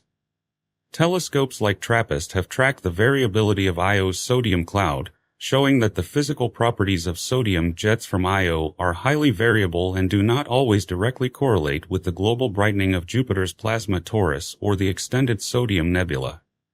This study highlights the complexity of the surface-atmosphere magnetosphere coupling in the Jupiter system. Current research aims to uncover the precise mechanisms by which Io's volcanoes supply material to the plasma torus and how Io's sodium jet contributes to filling the plasma reservoirs of the region. Thus, Io's relentless volcanic activity and its interaction with Jupiter's magnetic fields are not just isolated phenomena, they play a crucial role in shaping the dynamics of Jupiter's magnetosphere, producing plasma structures and neutral clouds that are key to understanding the complexities of planetary magnetospheres. Ongoing research and observations continue to reveal layers of these interactions, offering a deeper understanding of how our solar system works. As we look to the future of space exploration, the fiery moon Io stands as a beacon of mystery and potential. The next phase of Io exploration promises to reveal secrets that have remained hidden beneath its stormy surface for centuries. Introducing the Jupiter Icy Moons Explorer mission, this mission aims to study Jupiter's icy moons, offering intriguing opportunities to further our understanding of Io. Although JUICE's primary focus is on Ganymede, Europa, and Callisto, its extensive suite of instruments can provide valuable insights into Io's dynamic environment. The interplanetary spacecraft JUICE was launched on April 14, 2023, from the Guiana Space Center in French Guiana by the European Space Agency. The spacecraft is expected to reach Jupiter in July 2031, after 4 gravity assists and an 8-year journey. As JUICE passes through the Jupiter system, its trajectory may provide opportunities to observe Io. These encounters could offer additional data on Io's volcanic activity and its effect on Jupiter's magnetosphere, complementing conclusions drawn from missions directly targeting Io. Equipped with sophisticated instruments designed to study magnetic fields, plasma environments, and atmospheric composition, Jupiter Icy Moons Explorer mission has the potential to indirectly expand our knowledge of Io. By studying Jupiter's magnetosphere and its interactions, Jupiter Icy Moons Explorer mission can provide a broader context for Io's role in the Jupiter system. Another mission, the Io Volcano Observer, is a bold initiative representing the next leap in our quest to understand this volcanic moon. Io Volcano Observer is a proposed mission designed to study Io's intense volcanic activity, subsurface structures, and the complex processes driving its geologic dynamism. IVO's mission is to enter orbit around Io and make multiple close flybys. Equipped with state-of-the-art instruments, IVO will map Io's volcanic heat flows, study lava composition, and probe the moon's internal structure. This mission aims to answer fundamental questions about the mechanisms of volcanism on Io and the role of tidal heating in its activity. One of the most interesting aspects of the IVO mission is its exploration of Io's interior, what lies beneath its fiery facade. IVO seeks to illuminate this mystery by studying the moon's internal structure. Seismic measurements and magnetic field analysis may reveal the presence of subsurface magma chambers and provide insight into Io's volcanic flow system. The potential for new discoveries about Io's volcanic mechanisms is immense. IVO's observations could revolutionize our understanding of volcanic processes not only on Io but across the solar system. By studying Io's unique volcanism, we can gain insights into the thermal evolution of planetary bodies and the role of tidal forces in shaping planetary geology. Meanwhile, Juno continues its mission with many more observations planned, not only of Io but also of the other Galilean moons and, of course, Jupiter itself. The spacecraft will continue to operate until September 2025, or until it breaks down, whichever comes first. In the meantime, we eagerly await the next batch of images from future flybys. In the vastness of our solar system, beyond the asteroid belt and gas giants, lies a world shrouded in mystery, Neptune, the eighth planet from our Sun. This distant ice giant has long captured our imagination. For decades, we envisioned it as a dark blue sphere at the edge of our cosmic neighborhood. But what if this vision of the distant world was an elaborate illusion? This mysterious planet, named after the Roman god of the sea, has hidden its true colors from us. Cloaked in a shroud of deep blue, Neptune has been the subject of many stories and scientific investigations. However, recent discoveries have peeled away this azure facade, revealing a reality far more complex and fascinating than we could have imagined. For years, our telescopes have been pointed at this distant giant, capturing its essence in pixels and data. Yet, what we saw was not the reality of the planet, but a reflection of our own technological and perceptual limitations. The deep blue color we associated with Neptune was actually the result of our own interpretations and enhancements, an elaborate story we unwittingly created and believed. Today, we invite you to explore Neptune like never before, to delve into its true colors, understand its dynamic atmosphere, and unravel the secrets of its moons and rings. For centuries, Neptune was portrayed as a dark blue world, a color reflecting its cold, distant nature within the solar system. This representation, deeply ingrained in our collective consciousness, became the cornerstone of our understanding of this icy giant. But what if this image was more a reflection of our perceptions than the planet's true appearance? Neptune's color is a story of scientific evolution and the search for truth. It begins with the Voyager 2 probe, launched by NASA in 1977, which was sent to the outer reaches of the solar system. It took the first close-up images of Neptune, painting a picture of the planet awash in a stunning blue color. However, these images were not a direct window into Neptune's true color. In fact, they were interpretations, processed through the lens of human understanding and the technological capabilities of the time. The deep blue we saw was the product of enhancements made by scientists to emphasize certain features of the planet. This story began to unravel with the advent of more advanced telescopes, such as the Hubble Space Telescope and the Very Large Telescope. These instruments, equipped with state-of-the-art technology, allowed astronomers to see the true color of the planet once again. The results of this study were striking. The new images revealed that Neptune's color was not the deep blue we once believed, but rather a more muted and varied shade. This discovery was not just aesthetic, it marked a fundamental shift in our understanding of the planet. The reason for this color misconception lies in the way we process and interpret astronomical data. Colors in space images are often enhanced or altered to emphasize certain features or make them more distinguishable to the human eye. In Neptune's case, these enhancements over time led to a collective belief in its deep blue color. So, what led to this discovery? The key lies in a meticulous study entitled Modeling the Seasonal Cycle of Uranus's Color and Magnitude and Comparison with Neptune. This study, led by Patrick J. Irwin of Oxford University and a team of experts, set out to unravel the mysteries of Uranus's seasonal color changes. However, their journey inadvertently shed light on the true colors of Neptune, disproving long-held beliefs. The team carefully analyzed a vast array of data obtained from observatories over 6 decades. These data, supplemented by observations from the Hubble Space Telescope, produced a detailed picture of Uranus's average color and photometric magnitude, revealing the complex interplay of its seasonal changes. One of the most important aspects of this study was its focus on the reflectivity of Uranus and the abundance of methane. The researchers unraveled a complex relationship between the lower methane content at polar latitudes and the different reflectivity of aerosol particles. This interaction of elements in Uranus's atmosphere was thought to be influenced by the presence of methane ice particles, adding a new layer of complexity to our understanding. In parallel, the study allowed for a fascinating comparison with Neptune.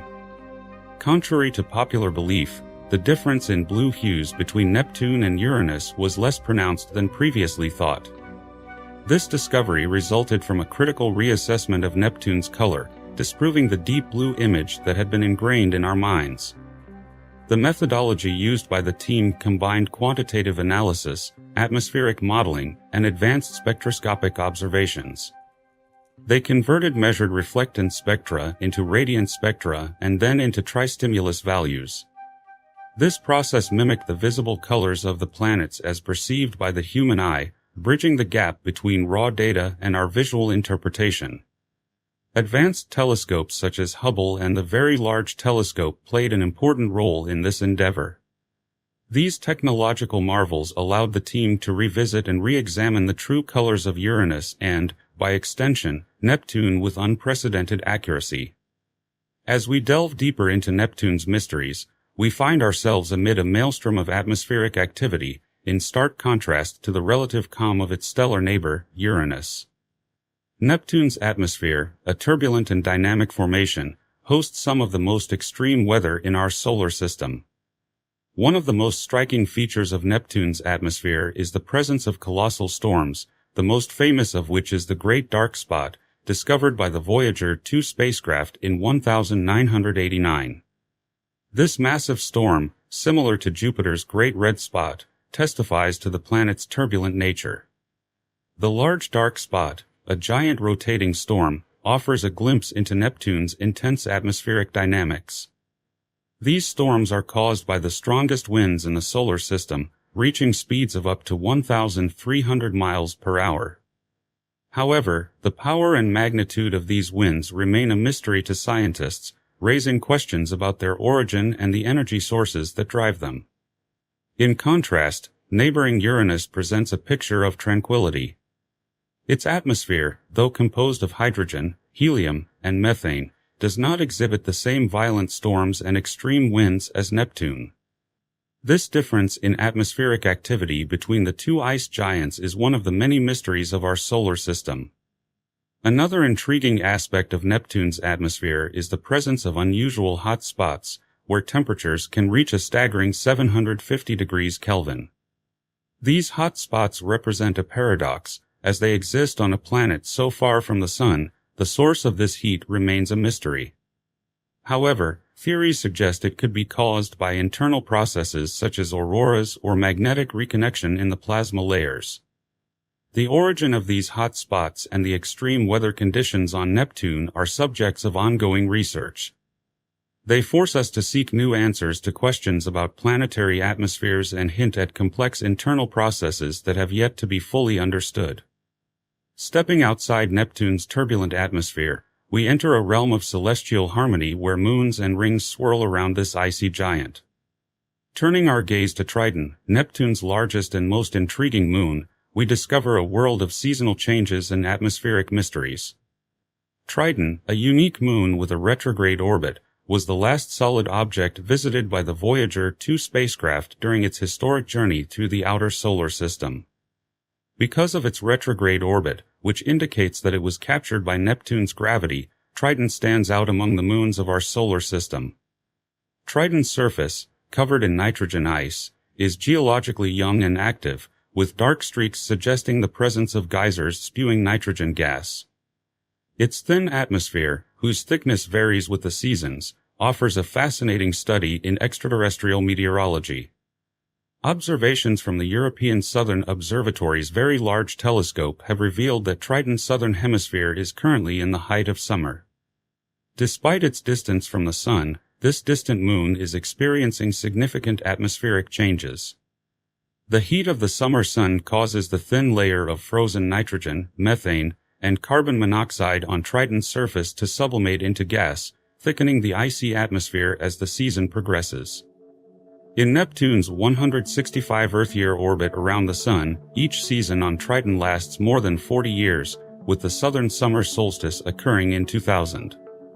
The discovery of carbon monoxide in Triton's atmosphere, along with confirmation of methane, marked a significant advancement in our understanding of this moon. The presence of these gases, especially the enrichment of ice with carbon monoxide in the upper surface layer, feeds the atmosphere and shapes its seasonal dynamics. These findings required a revision of Triton's climate and atmospheric models. The complex interaction of nitrogen, methane, and carbon monoxide not only defines the moon's atmospheric conditions but also offers insight into its geologic and climatic history. But Triton is not alone. Neptune is accompanied by a retinue of smaller moons, each contributing to our understanding of this distant world. These moons also experience seasonal changes and provide insight into the complex gravitational interactions and environmental conditions around Neptune. When we shift our focus from Neptune's moons to its rings, we encounter another layer of the planet's mysterious nature. Neptune's rings, composed of a mix of dust and ice particles, are dull yet mesmerizing, reflecting the planet's dynamic history. Scientists believe they are remnants of moons that were destroyed by collisions or torn apart by Neptune's gravity. The composition and characteristics of these rings are closely related to Neptune's true color and atmospheric phenomena. The subtle hue of the rings, affected by light scattering in Neptune's atmosphere, adds another dimension to the planet's color palette. The rings, reflecting and refracting light from the Sun, contribute to the overall appearance of Neptune as seen from afar. In 2022, the James Webb Space Telescope captured the clearest view of Neptune's rings in 30 years. Photographed with unprecedented clarity, these rings have changed the way we view this distant planet. The most striking aspect of the new Webb image is the clear view of Neptune's rings, some of which are dim and dusty and had not been detected since the historic Voyager 2 flyby in 1989. The Webb telescope, with its enhanced capabilities, has brought these elusive rings back into focus. Neptune's rings are composed of several bright, narrow bands, as well as fainter dust bands. Infrared imaging by the Webb telescope has cast these rings in a new light, revealing features that were previously hidden in the darkness of space. This is the first time these rings have been seen in the infrared spectrum, providing new insights into their composition and behavior. Like the planet itself, Neptune's rings are characterized by a unique composition. Unlike the gas giants Jupiter and Saturn, Neptune is an ice giant, rich in elements heavier than hydrogen and helium. This composition is also reflected in the planet's signature blue color in visible wavelengths, caused by a small amount of methane gas. However, in infrared images taken by the Webb telescope's near-infrared camera, Neptune does not appear blue. Instead of the darkened appearance one would expect due to methane absorption of light, in infrared images taken by the Space Telescope, Neptune appears as a luminous, glowing white sphere. This absorption also affects the appearance of Neptune's rings as they reflect and refract light traveling through the planet's atmosphere. The unexpected brightness in the infrared spectrum is the result of a unique interaction between the planet's atmosphere and infrared light. While methane gas absorbs red and infrared light, high-altitude clouds in Neptune's atmosphere reflect sunlight before it is absorbed. These methane ice clouds appear as bright streaks and spots, casting a ghostly glow on the planet in the infrared spectrum. You may wonder why Triton, Neptune's moon, looks like a dazzling point of light adorned with shining spikes, while Neptune appears more subdued. These diffraction spike patterns are a characteristic feature of the telescope's imaging system. They are not physical structures but optical artifacts created by the telescope's design. Light from Triton passes through the mirrors and structure of the telescope and is diffracted, resulting in these striking peaks emitted by the moon. Diffraction, in simple terms, occurs when a wave, such as light, travels around the edge of an object or through a small opening. Imagine light as water waves flowing through a narrow slit in a wall. When the waves pass through the slit, they spread out in different directions instead of continuing straight. This wave propagation after passing through a hole or around an edge is called diffraction. In the context of the James Webb Space Telescope and its images, diffraction spikes arise due to the arrangement of the telescope's mirrors and structure. When light from a bright object, such as a star or Triton, enters the telescope, it bends slightly at the edges of the mirrors and other parts of the telescope. This bending causes the light to diverge and form the star-like spikes seen in the images. The study of Neptune's rings, especially in the infrared, provides valuable insights into the atmospheric conditions and internal composition of the planet. The interaction of the rings with Neptune's atmosphere, particularly the methane ice clouds, offers clues about the planet's climate and environmental processes. The bright equatorial band that encircles the planet hints at global atmospheric circulation, which plays a key role in driving Neptune's winds and storms. The atmosphere, which sinks and warms near the equator, glows more intensely in the infrared than the cooler gases that surround it. As we conclude our journey through the mysterious world of Neptune, we reflect on how these discoveries are impacting the broader field of planetary science and exoplanet exploration. Once thought of as a distant blue spot, Neptune is now a testament to the dynamic and ever-evolving nature of space exploration. Discoveries about Neptune's true color, its atmospheric phenomena, and the intricate details of its rings and moons extend far beyond our solar system. These findings provide crucial examples for understanding similar ice giants and exoplanets in distant regions of our galaxy. The insights gained from studying Neptune help astronomers unravel the mysteries of these far-off worlds and expand our understanding of the universe. As we continue to explore the cosmos, Neptune reminds us of the boundless potential for discovery. It encourages us to keep looking, questioning, and uncovering the mysteries of the universe. Saturn has captivated human imagination from ancient civilizations to modern astronomers. The Maori of New Zealand, separated by vast oceans and without telescopes, somehow knew that Saturn had rings, deepening the mystery. Saturn has long symbolized the unknown and mysterious, with its iconic rings inspiring wonder and speculation since Galileo's time. But what if these seemingly eternal rings are actually a fleeting cosmic phenomenon? Adding to the intrigue is a storm twice the size of Earth with a mysterious hexagonal shape, raging at Saturn's north pole. What forces could create such a geometrically perfect formation? The mysteries don't end there. Saturn's moons, Titan and Enceladus, offer conditions that could potentially support life, with lakes of liquid methane and geysers spewing water and organic material into space. These moons may be more than just celestial bodies, they could be potential homes for life. Let's take a closer look at Saturn and its cosmic mysteries. Our journey begins with Galileo Galilei, the Italian astronomer who first pointed his telescope at Saturn in 1610. What he saw puzzled him, a planet with something like ears. He didn't realize he was observing the edges of Saturn's magnificent rings, a feature that would puzzle astronomers for centuries. With his primitive telescope, Galileo could not fully understand what he was seeing. It wasn't until 1655 that Christian Huygens, using a more advanced telescope, correctly identified these ears as a system of rings surrounding the planet. In the modern era, the Pioneer 11 mission in 1979 became the first spacecraft to fly past Saturn, providing the first close-up images of the planet and its rings, revealing details previously inaccessible to Earth-based telescopes. But it was the Cassini mission, launched in 1997 and arriving at Saturn in 2004, that truly unveiled Saturn's secrets. Cassini spent 13 years studying the planet, its rings, and its moons. From discovering water ice plumes on Enceladus to capturing the ethereal beauty of the hexagonal-shaped storm at Saturn's North Pole, Cassini revolutionized our understanding of this distant world. An interesting point is that long before the advent of telescopes, the Maori of New Zealand had myths describing Saturn as having a pararo or belt around it. How they knew this remains a mystery. Saturn, however, holds more than one enigma.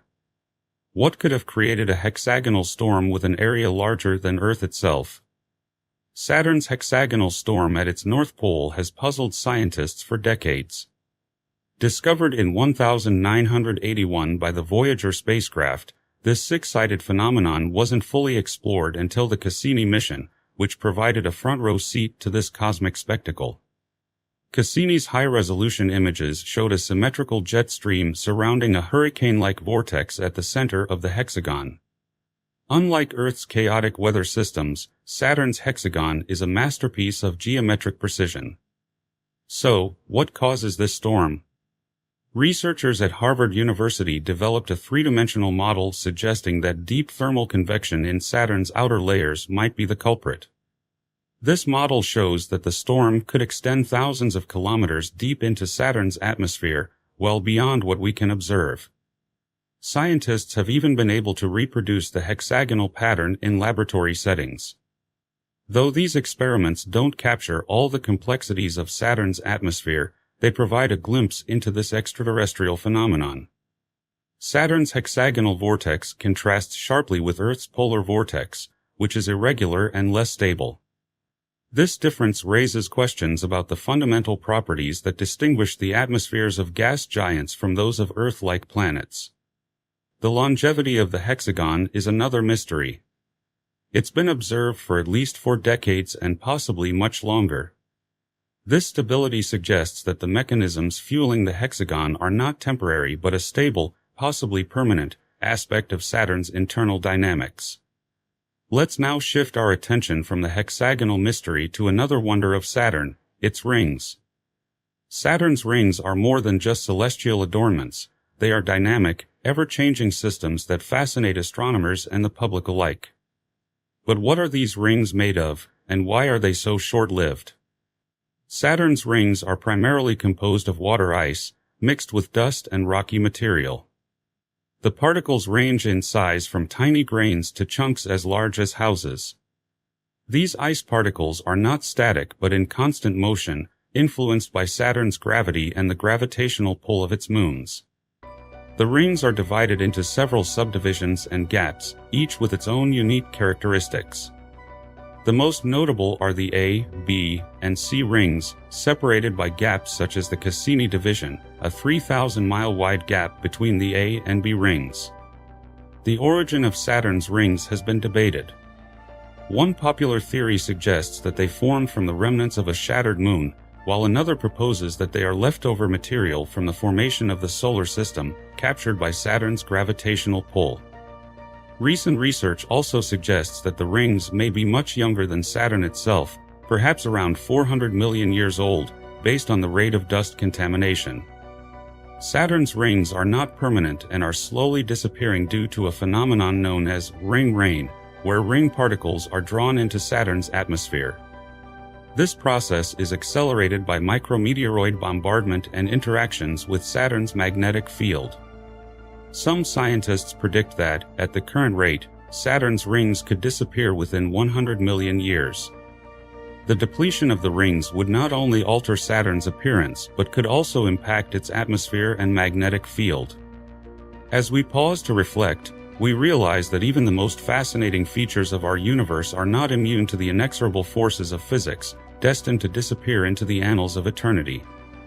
Saturn, the ring giant of our solar system, is not just a celestial wonder but also a cosmic playground containing some of the most intriguing satellites, 2 of which, Titan and Enceladus, have captivated scientists and sparked debates about the potential for life beyond Earth. Titan, Saturn's largest moon, is a world shrouded in mystery. Its dense atmosphere is rich in organic compounds, and there are lakes and rivers of liquid methane on its surface. But what's truly amazing is Titan's rate of removal from Saturn, 100 times faster than previously thought, at an astonishing 4.3 inches per year. This rapid drift suggests a dynamic and evolving relationship between Titan and Saturn. Could this drift affect Titan's internal dynamics and perhaps even its potential to harbor life?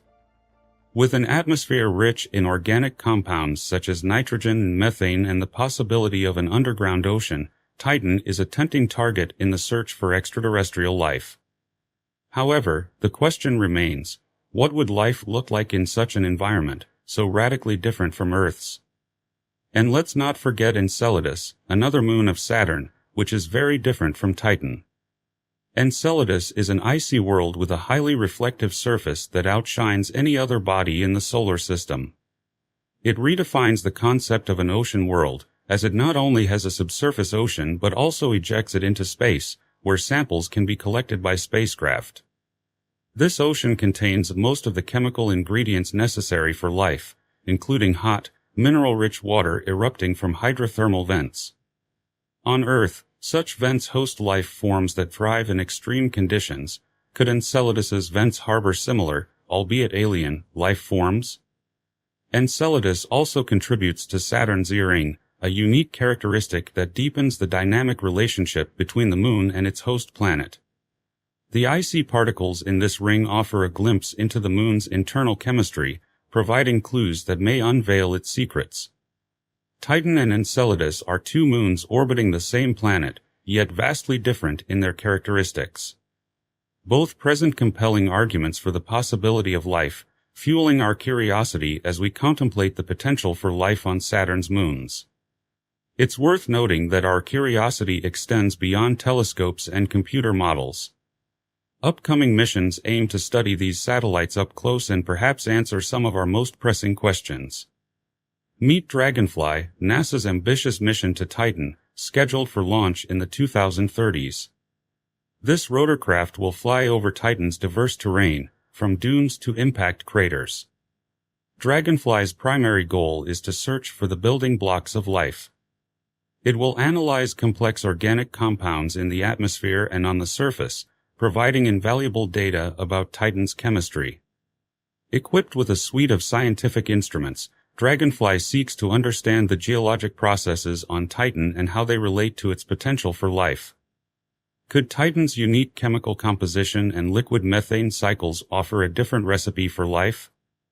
Although no missions to Enceladus are currently planned, the Moon's potential for life has made it a prime candidate for future exploration. Scientists are proposing missions that could fly through Enceladus's plumes and directly sample its underground ocean. Such a mission could analyze the chemistry of the plumes in search of signs of life or prebiotic chemistry. The presence of hydrothermal vents in Enceladus's oceans adds another layer of intrigue, suggesting an environment where life could potentially thrive. Despite the technical challenges, a mission to Enceladus could revolutionize our understanding of life's potential in the solar system, potentially providing direct evidence of extraterrestrial life or clues to the conditions necessary for life to exist. As we previously mentioned, Saturn's rings don't last forever, as once believed. Recent studies have shown that a process lasting hundreds of millions of years is causing these icy wonders to slowly fade away. But what significance does this have for Saturn and its complex atmospheric dynamics? According to a study by the Japan Aerospace Exploration Agency, this material, mostly composed of water, causes a decrease in electron density in Saturn's atmosphere. This phenomenon, known as ring rain, significantly impacts Saturn's atmospheric conditions. Ring rain is not just a trickle, it's a stream that carries away water in amounts equivalent to an Olympic-sized swimming pool every half hour. Adding to the mystery is the relative youth of Saturn's rings. While Saturn itself is about 4.6 billion years old, data from NASA's Cassini mission suggests that the rings may be only a few hundred million years old. This raises the question, if Saturn's rings are so young, what catastrophic event could have led to their formation? Was it the destruction of a moon or perhaps the capture of a passing comet? Cassini's Space Dust Analyzer adds another layer of complexity. Over 13 years, it collected 163 dust particles from outside the Saturn system. Surprisingly, the rings turned out to be quite clean, suggesting that they haven't existed long enough to accumulate excess cosmic dust. This cleanliness raises the question, if the rings are young, why haven't they collected more cosmic dust? The absence of cosmic dust in the rings challenges our understanding of their age and their interaction with the wider cosmic environment. It's as if the rings exist in a cosmic cleanroom, isolated from the dust that permeates the rest of the solar system. As the rings deplete, Saturn's appearance will undergo a dramatic transformation. These rings have long been Saturn's signature feature, and their disappearance would not only change the planet's look but could have unknown consequences for its atmosphere, perhaps even affecting its albedo and heat retention. The loss of the rings could trigger changes in Saturn's atmosphere, potentially altering wind patterns and even impacting the planet's iconic storms. The full extent of these changes remains unknown, making them a topic of intense scientific interest. Interestingly, the fate of Saturn's rings may be closely tied to its moons. Some theories suggest that gravitational instability may have destroyed some of the icy satellites orbiting Saturn, providing the material to form the rings. Saturn's rings and moons are like partners in a cosmic dance, each influencing the other in subtle but significant ways. As we continue to study these celestial bodies, we can confidently say that the fate of one can shed light on the mysteries of the other.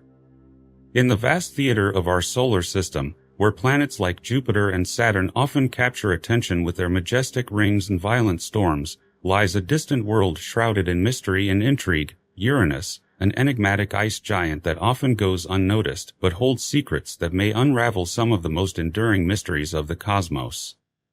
Far beyond the asteroid belt, nestled between the orbits of Saturn and Neptune, Uranus travels through the cold and dark corners of our solar system.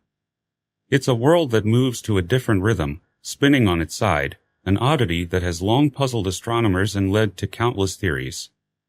Discovered in 1781 by William Herschel, Uranus was the first planet discovered using a telescope, extending the known boundaries of our solar system. For centuries, this distant world was just a speck of light in our telescopes, a ghostly blue ball, distant and aloof, keeping its secrets. But now, with the advent of the James Webb Space Telescope, a new chapter in the exploration of Uranus is unfolding. James Webb Space Telescope, with its unprecedented vision, is peeling back the layers of this icy giant, revealing a world of amazing beauty and complexity.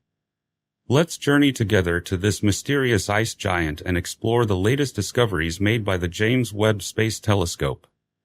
In our quest to understand the universe, humankind has launched a sentinel into space, a marvel of engineering and a testament to our insatiable curiosity.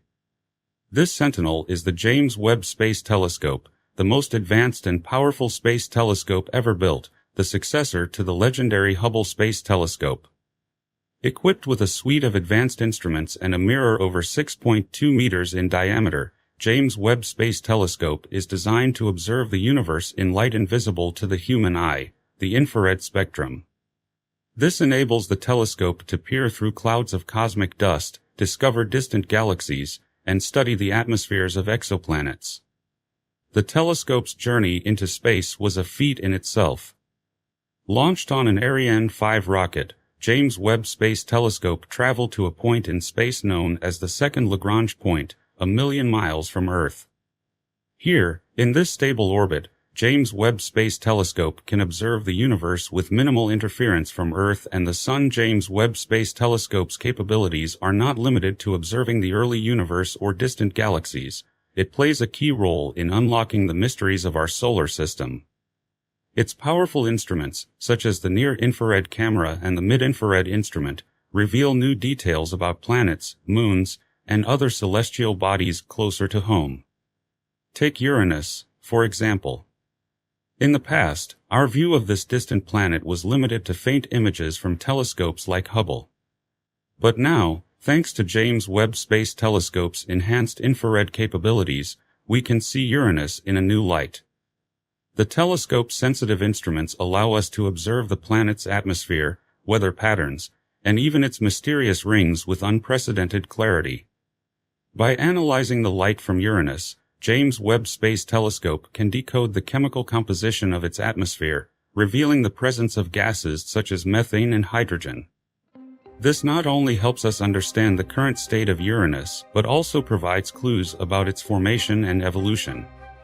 The James Webb Space Telescope continues to exceed expectations, revealing more about our universe every day. Its latest triumph is a series of images of Uranus taken recently, surpassing even the stunning observations made in April 2023. In early 2023, James Webb Space Telescope provided us with unprecedented views of Uranus, allowing us to examine the planet's atmospheric dynamics and ring system in a new light. The recent images, however, go a step further. Not only are they clearer, but they also reveal aspects of Uranus that were previously hidden or obscured, even in the April observations. Take Uranus's rings, for example. The latest images show them with even greater clarity. We can now observe finer structures within the rings and even detect faint dust bands that were previously invisible, such as the Zeta ring, the incredibly thin ring closest to the planet. The strength of James Webb Space Telescope lies not only in its one-off observations but also in its ability to continuously track celestial objects. Continuous observations of Uranus have allowed us to monitor changes in the planet's atmosphere, track the movement of its clouds, and observe the evolution of its storms over time. The changes in the polar regions are particularly striking. Bright white caps and dark bands near the poles, the origin of which is still unclear, have shown significant changes. This continuous observation provides invaluable data for understanding the seasonal changes and long-term climate patterns of Uranus. Among the planets in our solar system, Uranus stands out with a peculiar feature, an extraordinary axial tilt unlike any other planet. Uranus rotates almost on its side, tilted at an angle of about 98 degrees. This unique orientation has long intrigued astronomers and sparked a quest to understand its origin and consequences. To grasp the significance of this tilt, we must travel back in time to the early days of our solar system. Uranus likely formed with a much less severe tilt. The prevailing theory suggests that a catastrophic event, perhaps a collision with a planet-sized object, dramatically changed its orientation. This colossal impact would have thrown Uranus aside, redefining its axis of rotation. Such a dramatic event in the planet's history probably not only altered its rotation but also left a lasting mark on its entire system, including its satellites and rings. Today, this lateral rotation is a unique spectacle. Each pole of Uranus is alternately flooded with sunlight and plunged into darkness at intervals of 42 years. This extreme tilt results in extreme seasons, unlike those observed on other planets. The implications for planetary observation and research are vast. Uranus's tilt allows us to observe its rings and satellites from different perspectives, offering insights into their composition and dynamics. For example, when Uranus's rings face the Earth, they become nearly invisible, exposing fainter dust bands and smaller satellites. Compare that to Earth, which is tilted only 23.5 degrees. Uranus's extreme tilt causes drastic changes in its weather patterns, making it a treasure trove for scientists studying planetary climate. The tilt also affects the circulation of Uranus's atmosphere. Prolonged exposure to sunlight at the poles can result in complex weather systems, as seen in recent James Webb Space Telescope images. These systems are very different from those on other planets and provide a unique laboratory for understanding atmospheric physics. Let's take a journey through one Uranian year. Each season on Uranus lasts about 21 Earth years, a consequence of its 84-year orbit around the Sun. This extended duration means that each hemisphere experiences long periods of daylight followed by equally long nights.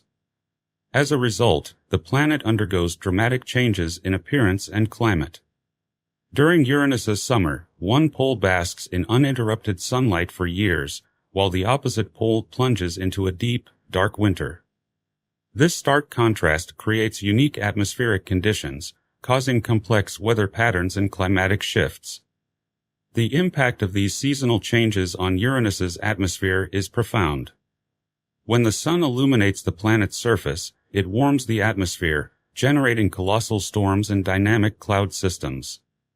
These atmospheric phenomena are not static, they evolve and change with the seasons, painting an ever-changing portrait of the planet. Among the most striking features are the bright cloud tops that appear when the Sun lights up the planet's atmosphere. These clouds, composed of frozen methane and other gases, reflect sunlight, creating a dazzling spectacle. On the other hand, dark storm patches, resembling giant hurricanes, roam the planet's surface. Moreover, Uranus's seasonal phenomena affect not only the planet itself but also its moons. One recent study has shown that a particularly intriguing phenomenon is the development of temporary atmospheres on these moons, caused by the unique conditions of the Uranus system. The key to understanding these temporary atmospheres lies in the extreme tilt of Uranus's axis and its effect on the orbits of its satellites. As these satellites orbit the planet, they experience dramatic changes in solar exposure, alternating between long periods of intense sunlight and prolonged darkness. During the long summer, when exposed to sunlight, the icy surfaces of these satellites undergo a process known as sublimation. The ice, composed mainly of water, methane, and carbon dioxide, transforms directly from solid to gas, bypassing the liquid phase. This sublimation creates thin, temporary atmospheres, or exospheres, that envelop the satellites. These exospheres are most pronounced when the moons are warmest. Recent research by the James Webb Space Telescope shows that this phenomenon is more dynamic and complex than previously thought. Exospheres are heterogeneous. They vary in composition and density depending on the topography of the moons and the intensity of solar radiation. As the satellites enter their winter phase, the exospheres gradually dissipate. Gases recondense on the surface, returning to an icy state. This cycle of atmosphere creation and disappearance is a unique characteristic of Uranus's satellites, offering insight into the interaction between solar radiation and surface ice. The rings of Uranus, often overshadowed by the majestic rings of Saturn, hold their own tale of cosmic intrigue and dynamism. A recent comparative study of the rings of Uranus, Saturn, and Jupiter sheds new light on these lesser-known but no less fascinating celestial features. In contrast to the wide and bright rings of Saturn, Uranus's rings are narrow, dim, and less extensive, stretching to 4 planetary radii. This includes elusive rings like the Mu and Nu rings. The study delves into the gravitational influence of Uranus's main satellites on these rings, a key factor in their formation and evolution. The significant influence of Uranus's 5 major satellites, Miranda, Ariel, Umbriel, Titania, and Oberon, plays a central role in the history of the rings. These satellites, much more massive than their smaller counterparts, dominate the gravitational dynamics within the Uranus system. The positions and masses of these satellites relative to Uranus provide a better understanding of the formation of the satellites and the gravitational shaping of the rings. The formation of Uranus's rings is attributed to a combination of processes, including collisions, satellite breakups, and gas release from the main satellites. These dynamic processes affect the material composition of the rings and are influenced by the ever-changing environment of the Uranus system. The stability of the rings is intrinsically linked to their dynamic interactions with the satellites of Uranus.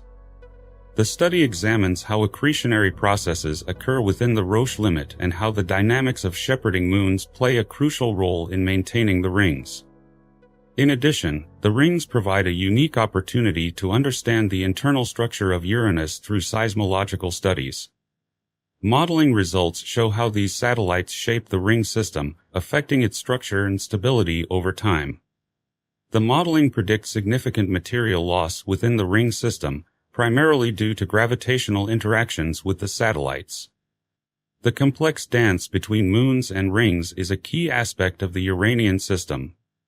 The dynamic exclusion zones created by the satellites and their influence on the material distribution of the rings are crucial to understanding the structure and evolution of the rings. The study also examines the role of satellite-to-satellite interactions in the evolution of the system, especially past resonances between satellites such as Ariel and Umbriel, and their impact on the orbits and geology of the satellites, especially Miranda. But the mysteries surrounding this planet don't end there. You've probably heard of the aurora borealis. Well, the latest discovery concerns the auroras of Uranus, which also has them. However, unlike Earth's auroras, Uranus's auroras occur in the infrared spectrum. Using the Keck telescope, astronomers observed enhanced emissions of trihydrogen in the planet's atmosphere. This groundbreaking discovery sheds light on the unique magnetic field and dynamics of Uranus's atmosphere. Uranus's magnetic field, which is significantly tilted from the planet's axis of rotation, creates a unique coupling of the magnetosphere, ionosphere, and thermosphere. The detection of these infrared auroras is crucial because it opens a new window into these processes, previously elusive due to the lack of such detections on Uranus. Comparing the polar auroras of Uranus with those of Jupiter and Saturn reveals their different characteristics. Unlike Jupiter, where H3+ emissions have short lifetimes that smooth out the variability of UV emissions, the brightest infrared emissions of Uranus do not necessarily coincide with the brightest UV emissions of the other planets. This unique aspect of Uranus's polar lights provides valuable information for exoplanet studies, especially for the worlds of warm ice giants. The study goes deeper into the unusual heat spots on Uranus, observed near the latitudes of the UV northern lights. These spots, analyzed for temperature, column density, and total emission, suggest that the enhancement is not caused by temperature but by increased ionization, probably due to polar aurora activity. Polar lights play a significant role in heating the atmosphere, and on Uranus, the increased H3+ emissions associated with these auroras suggest their involvement in atmospheric processes. By studying such unique phenomena, we gain a deeper understanding of similar processes in different planetary environments, enriching our knowledge of how auroras shape planetary atmospheres, affecting not only thermal properties but also the overall dynamics of the ionosphere and magnetosphere. In the quest to unravel the mysteries of our solar system, the ice giants Uranus and Neptune remain distant enigmas, beckoning closer exploration. Recent research, including a fresh analysis of Voyager images, has revealed that the two planets actually share similar shades of greenish-blue, fundamentally changing our long-held beliefs. Uranus and Neptune share many common characteristics. They are roughly the same size, have similar mass, and are surrounded by deep atmospheres composed of comparable materials. However, it was long believed that their appearances were quite different. This misconception has now been corrected, as both planets are now shown in their true colors, largely influenced by the methane layer in their atmospheres. The need for a dedicated mission to Uranus has never been greater. Such a mission would not only deepen our understanding of the planet itself but also provide a comparative view of Neptune and other similar icy giants. The potential goals of the mission range from studying the unique magnetic field and complex ring system to investigating atmospheric dynamics and internal structure. In an important achievement for planetary exploration, the Uranus Orbiter and Probe mission has been elevated to the highest priority for NASA's flagship mission in the 2023 to 2032 Planetary Science Decadal Survey. Future launch windows are available between 2030 and 2034. Key science goals will include a detailed analysis of Uranus's unusual axial tilt and its effect on the planet's climate and weather patterns. The mission could also study the intriguing phenomenon of infrared auroras and their role in heating the atmosphere, providing a comparative study with other planets. Studying Uranus and Neptune will also provide valuable information about planetary evolution and dynamics. Understanding why Uranus appears slightly wider, possibly due to its more stagnant atmosphere allowing methane haze to accumulate, can reveal a lot about atmospheric processes on ice giants. As we await a future mission to Uranus, we stand on the threshold of discoveries that could redefine our understanding of the outer solar system. Exploring this distant ice giant will not only unravel its mysteries but also expand our knowledge of planetology, shedding light on the complex picture of our cosmic home. There's an interesting mystery in our universe generated by the equations of Einstein's general theory of relativity, the theoretical counterpart to the black hole, known as a white hole. Imagine a region of space where, unlike a black hole that consumes everything, nothing can penetrate. Instead, this cosmic anomaly defies expectations by ejecting matter and energy, glowing violently against the dark canvas of space. In a universe governed by the concept of an arrow of time, where events flow from past to future, a white hole presents a tantalizing paradox. It's like watching a space movie in reverse. where the rules of gravity and time seem to be rewritten. But are these celestial wonders just mathematical curiosities, or do they hold the key to understanding deeper truths about the universe? Let us delve into the mysteries of white holes, exploring their theoretical underpinnings, enigmatic characteristics, and potential role in the grand history of the universe. In the early 20th century, Albert Einstein revolutionized our understanding of the cosmos with his general theory of relativity. This groundbreaking theory proposed a radical idea: gravity is not a force pulling objects together, but rather a curvature of spacetime caused by mass and energy. Imagine spacetime as a fabric stretched like a cosmic trampoline. When an object of mass, such as a star or planet, lands on this fabric, it creates a dip. This curvature directs the motion of other objects, which follow curved paths in spacetime. This is gravity as Einstein envisioned it. His theory led to the prediction of black holes, regions in space with gravitational forces so strong that nothing, not even light, can escape. These cosmic giants form when massive stars collapse under their gravity, distorting spacetime to the extreme. Introducing Carl Schwarzschild, a brilliant physicist who, while fighting in World War I, discovered an interesting solution to Einstein's equations. Schwarzschild's solution described the spacetime around a spherical, non-rotating mass such as a star. His work laid the foundation for understanding black holes, but it also hinted at something even more mysterious. If a black hole is a region from which nothing can escape, could its polar opposite exist, a region where nothing can enter, but only leave? This concept gave birth to the idea of a white hole. Just as a black hole represents the endpoint of gravitational collapse, a white hole can be thought of as a reverse black hole, a cosmic fountain ejecting matter and energy. However, unlike black holes, which have been observed, white holes remain purely theoretical, a tantalizing possibility in the vast cosmic mystery. In astrophysics, the path from mathematical abstraction to physical reality is often long and difficult, and white holes are no exception. These theoretical entities arise from the complex equations of general relativity, the same mathematical framework that predicts the existence of black holes. The math of white holes is robust, but it's like a jigsaw puzzle with missing pieces. We understand their theoretical basis, but the challenge lies in relating these mathematical models to observable phenomena. Imagine a universe where, instead of collapsing inward, a region of spacetime does the opposite. It explosively ejects matter and energy. This is the essence of a white hole, a mirror image of a black hole in which the flow of time and matter is reversed. But can these mathematical abstractions exist in our physical reality? The debate among scientists is ongoing and multifaceted. Some theorists suggest that white holes may be remnants of the early universe, exotic structures woven into the fabric of spacetime itself. Others propose that they might represent the other end of a black hole, a kind of cosmic exit door from which matter and energy reappear after being swallowed by a black hole. The novel idea of quantum gravity suggests that as a black hole evaporates over many epochs, losing mass, it may reach a point where it can no longer sustain itself as a black hole.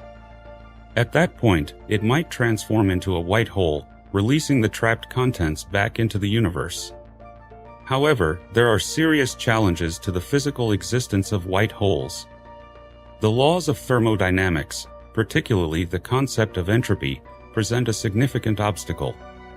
Entropy, a measure of disorder, tends to increase in the universe, while white holes, by their nature, decrease entropy, which contradicts this fundamental principle. Moreover, the stability of white holes is a controversial issue. Some theories suggest that if they were to form, they would be extremely unstable and likely collapse almost instantly into black holes. In outer space, white holes represent one of the most enigmatic and paradoxical concepts. These mirror images of black holes challenge our traditional understanding of physics. Let's delve deeper into the concept of white holes in theoretical physics. At the heart of a white hole is its event horizon, a boundary not of inescapability, as with black holes, but of impenetrability. This event horizon marks the point where matter and energy are ejected, creating a spectacle of cosmic proportions. Unlike a black hole, which consumes everything, a white hole is the source of expulsion, the cosmic fountain from which matter and energy emerge. One of the most intriguing aspects of white holes is the concept of time reversal. In the universe, time typically flows in one direction, from the past to the future. However, white holes seem to reverse this flow. It's like watching a space movie played in reverse, where the usual rules of time and space are flipped. Delving deeper into the nature of white holes reveals a realm of paradoxes and problems. One of the most important issues is their relationship with entropy, as previously mentioned. According to the second law of thermodynamics, entropy, or disorder, should always increase in a closed system. However, white holes appear to defy this law, decreasing entropy and ejecting matter in an ordered state. This apparent violation of thermodynamic laws presents a significant problem for our understanding of physical processes in the universe. Another paradox lies in the concept of the arrow of time, where the universe moves inexorably forward. White holes suggest a scenario in which time can flow backward, at least from a certain point of view. This concept disrupts not only our understanding of time but also the very nature of causality in the universe. To summarize, the characteristics of white holes, their event horizons, the expulsion of matter, and the concept of time reversal, present a fascinating but paradoxical picture. While theories attempt to solve these problems, white holes remain firmly within the realm of theoretical physics.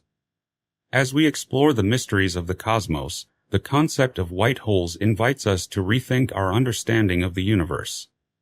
These theoretical objects are not merely curious anomalies, they may have profound cosmological implications. Consider the Big Bang, the colossal explosion that marked the beginning of our universe.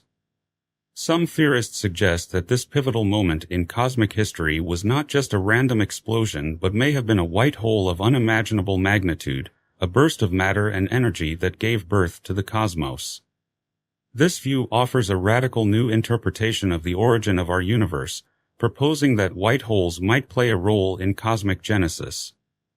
Imagine a white hole not just as a theoretical construct but as the very source of the creation of our universe. In this scenario, the Big Bang could be envisioned as a white hole of unfathomable scale, spewing out matter, energy, and spacetime, which subsequently evolved into the stars, galaxies, and planets we observe today. This view offers a radical rethinking of the Big Bang. Instead of an undefined singularity, we have a white hole, an entity defined by the laws of physics, albeit in a form that stretches our understanding to its limits. This white hole may have been the first spark that set the stage for cosmic evolution. If the Big Bang was indeed a white hole, it raises profound questions about the nature of our universe. What was the source of this white hole? Was it the result of a collapse in the universe from another dimension, or the outcome of processes beyond our current scientific understanding? This concept also reshapes our perception of time and causality. If the Big Bang was a white hole, it suggests the existence of a universe with a more complex timeline, where the beginning and end of cosmic phenomena are intertwined in ways we have yet to comprehend. This idea of the Big Bang as a white hole organically connects with the Big Bounce theory, which posits that the beginning of our universe may have been the result of the collapse of a previous universe.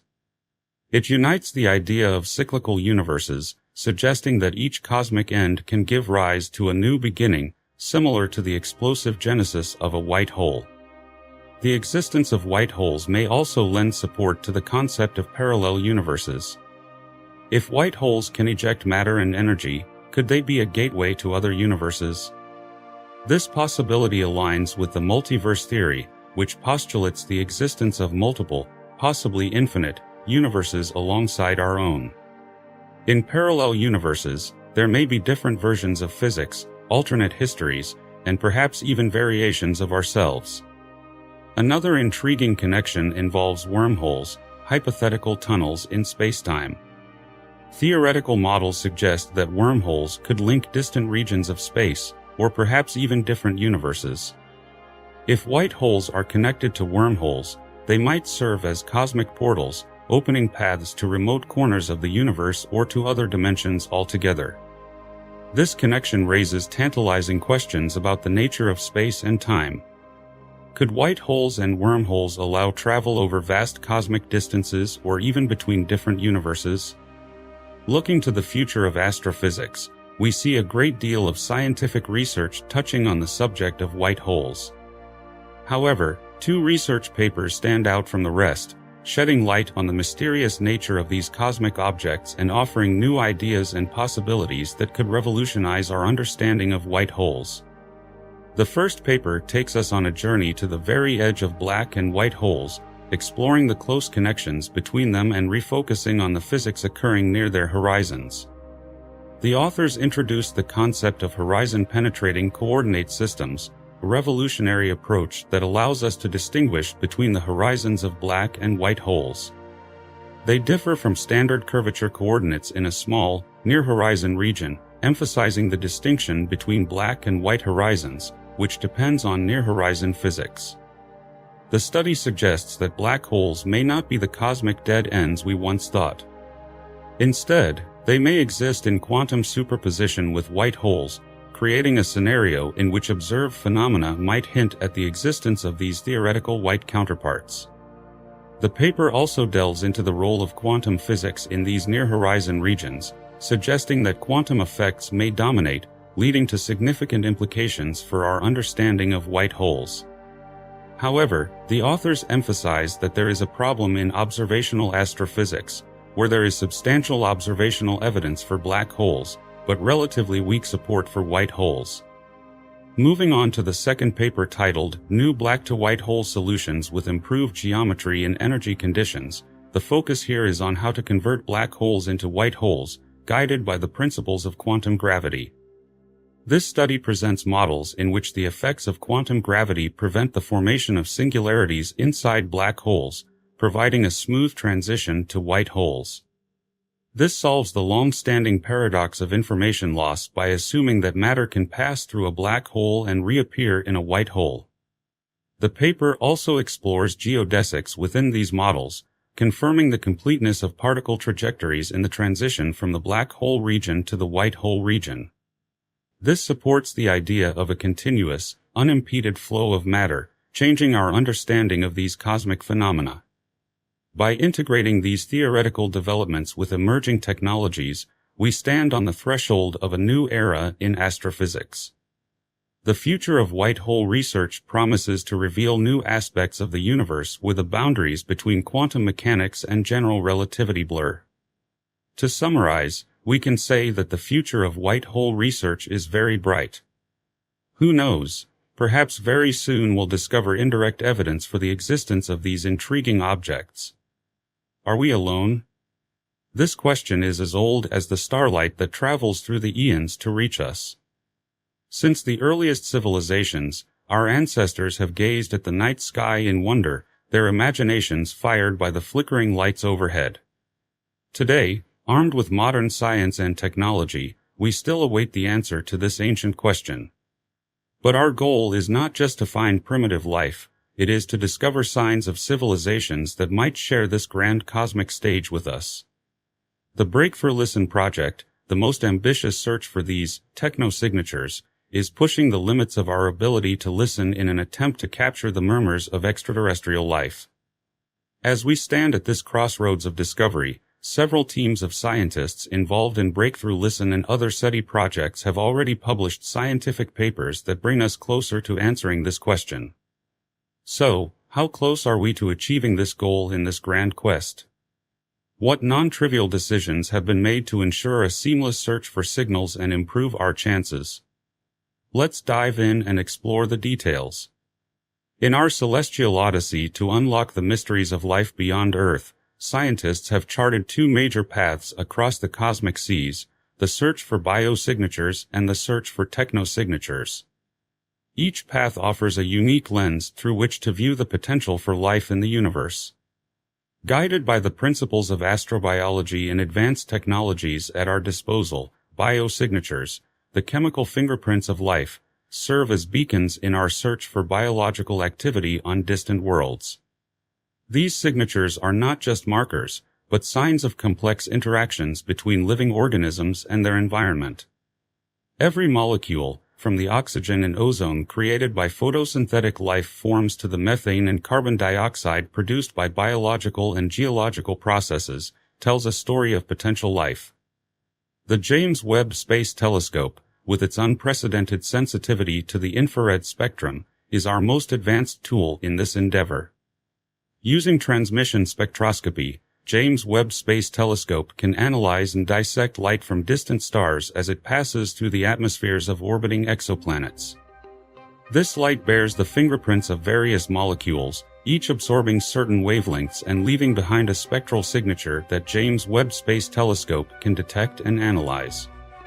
By peering into the depths of space, James Webb Space Telescope searches for these spectral lines with precision, allowing us to infer the presence of water vapor, carbon dioxide, methane, and other potential biosignatures in the atmospheres of exoplanets. This method not only hints at the possibility of life but also provides insight into the atmospheric composition, climate, and habitability of these distant worlds. Parallel to the search for biosignatures is the search for technosignatures, the hallmarks of advanced technological civilizations. Unlike biosignatures, which indicate the presence of life in any form, technosignatures suggest a leap to complexity, where life has evolved to use and manipulate its environment in profound ways. From radio signals to megastructures orbiting distant stars, technosignatures embody the potential to detect not only life but also societies that may have mastered the art of cosmic communication.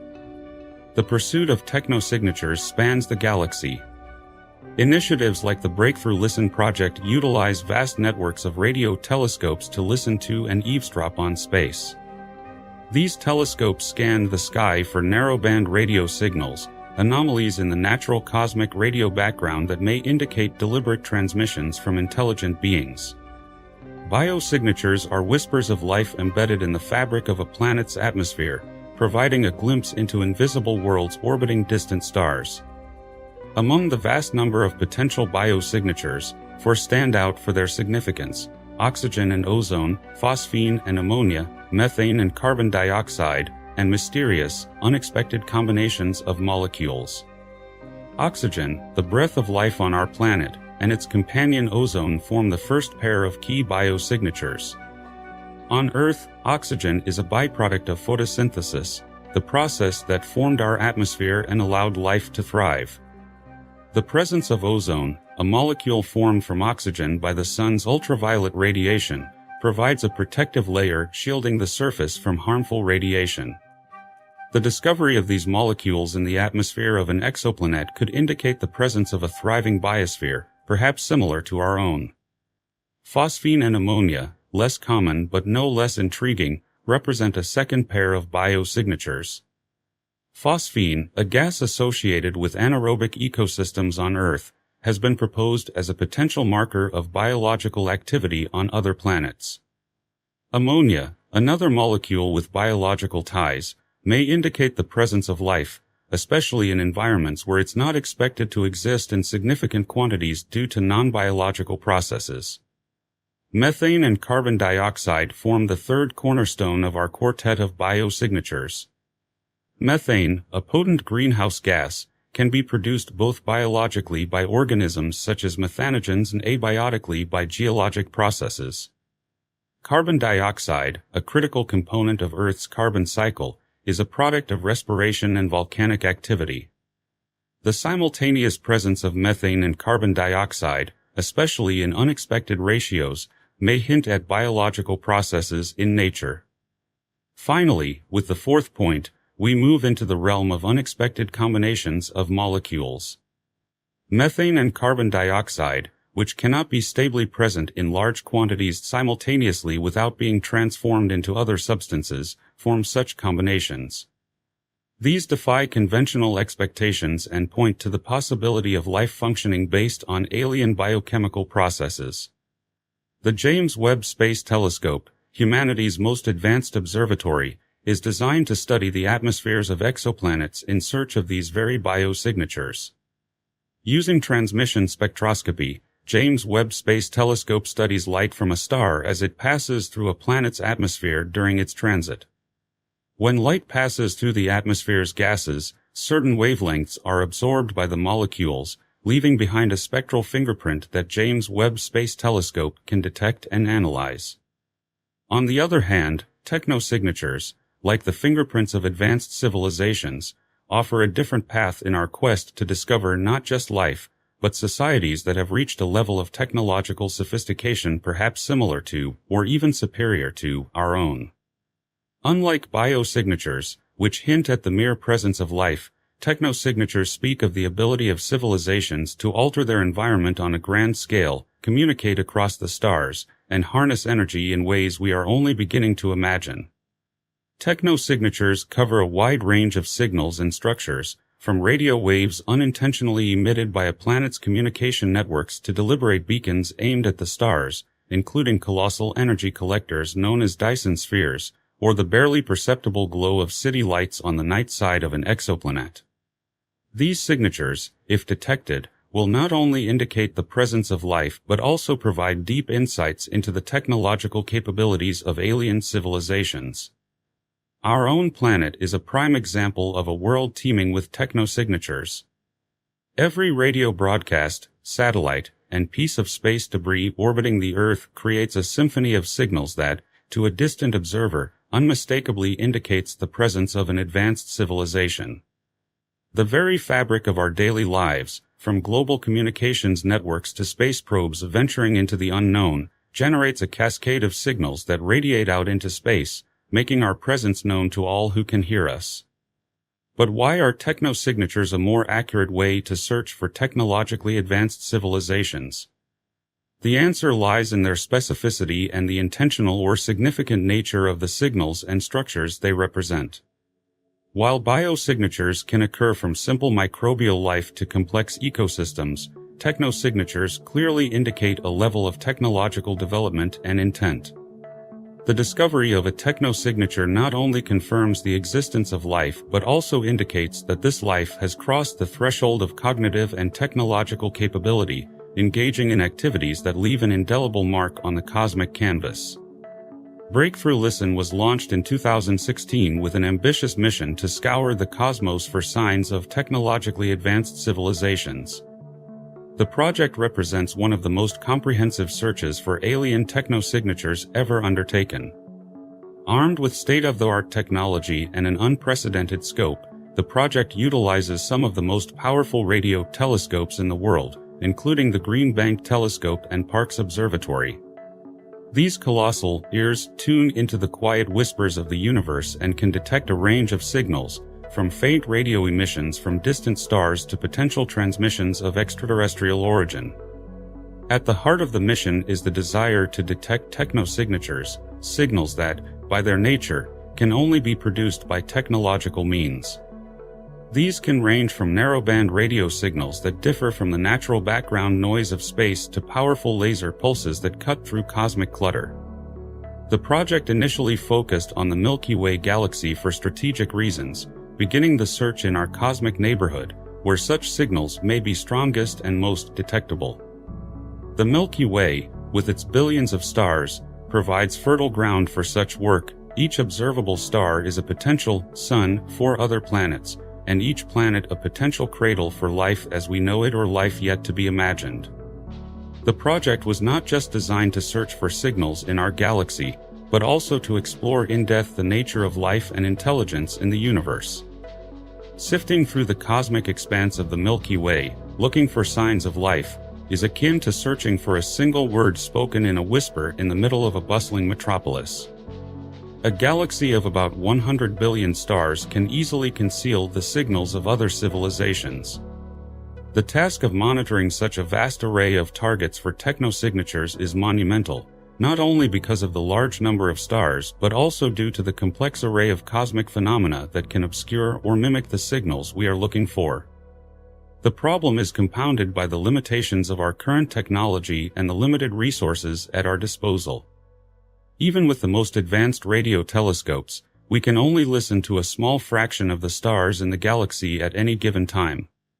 Huge distances dilute the signals, making them fainter as light years pass, while various natural cosmic phenomena, such as emissions from pulsars and nebulae, add further complexity to the search.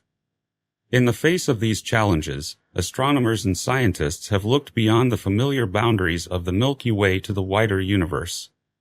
By observing galaxies as individual entities, each made up of billions of stars, we can try to pick up the cumulative signals of advanced civilizations.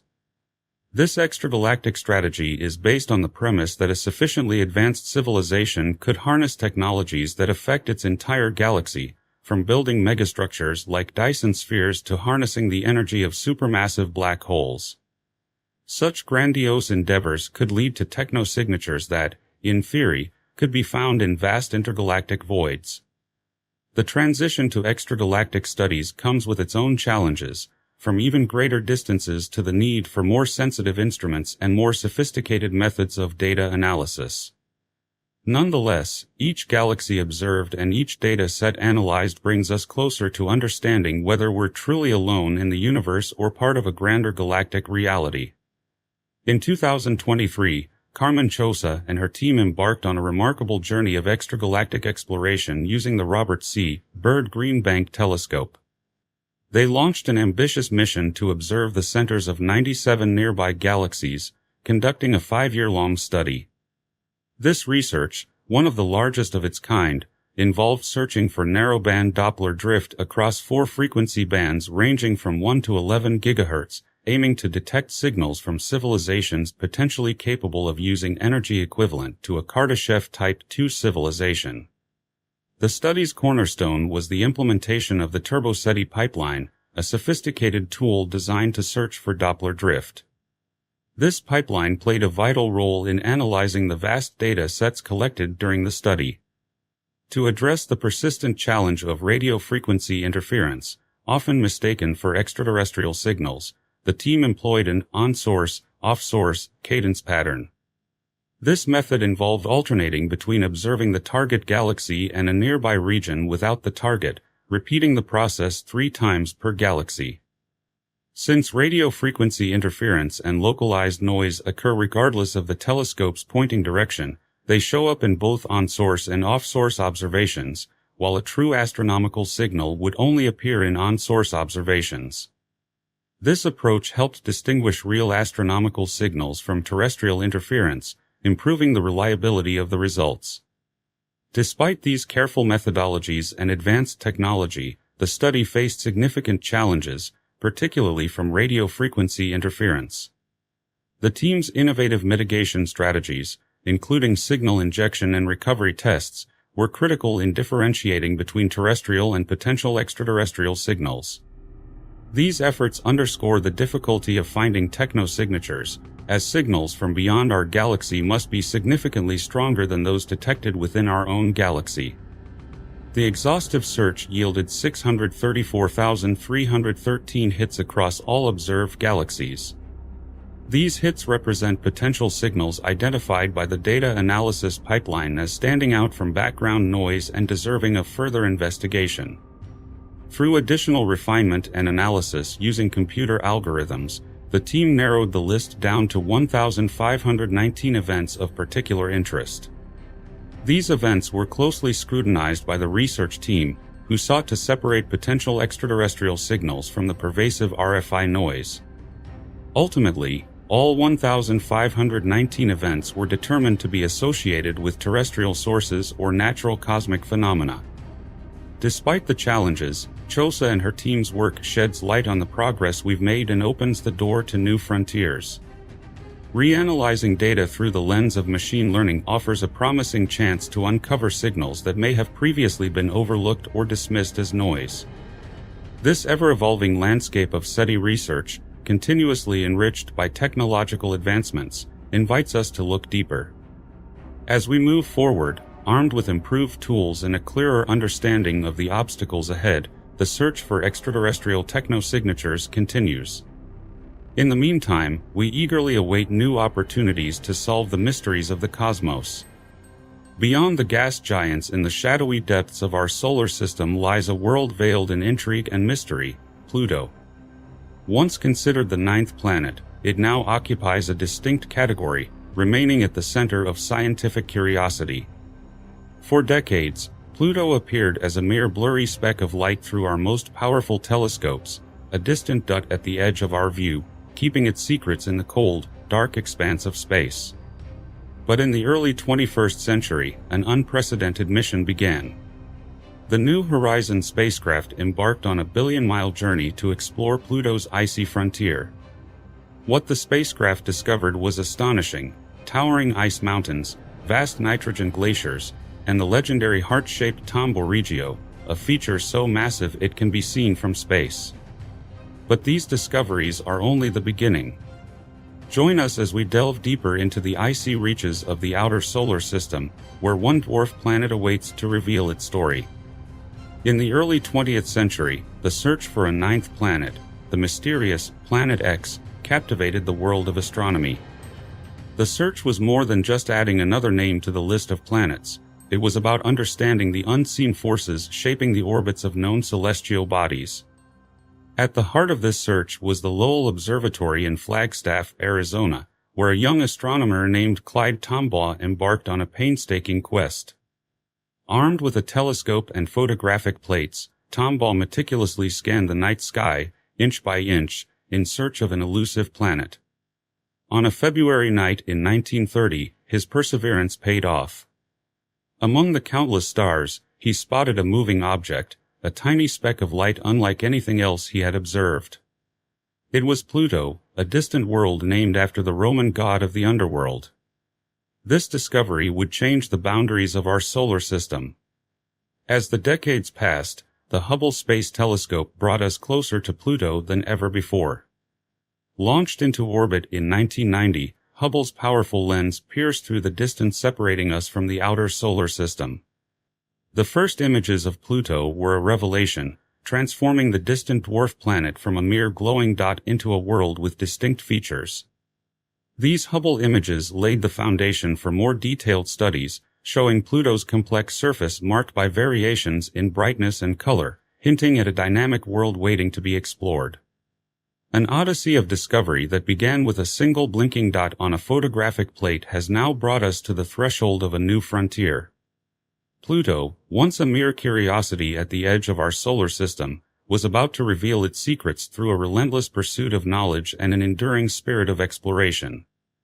5, 4, 3, 2, 1, we have ignition and liftoff of NASA's New Horizons spacecraft on a decade-long voyage to visit Pluto. In January 2006, humanity embarked on one of its most ambitious journeys. The New Horizons spacecraft, no larger than a grand piano, was poised to traverse the vast emptiness of space, heading towards a world barely seen by human eyes.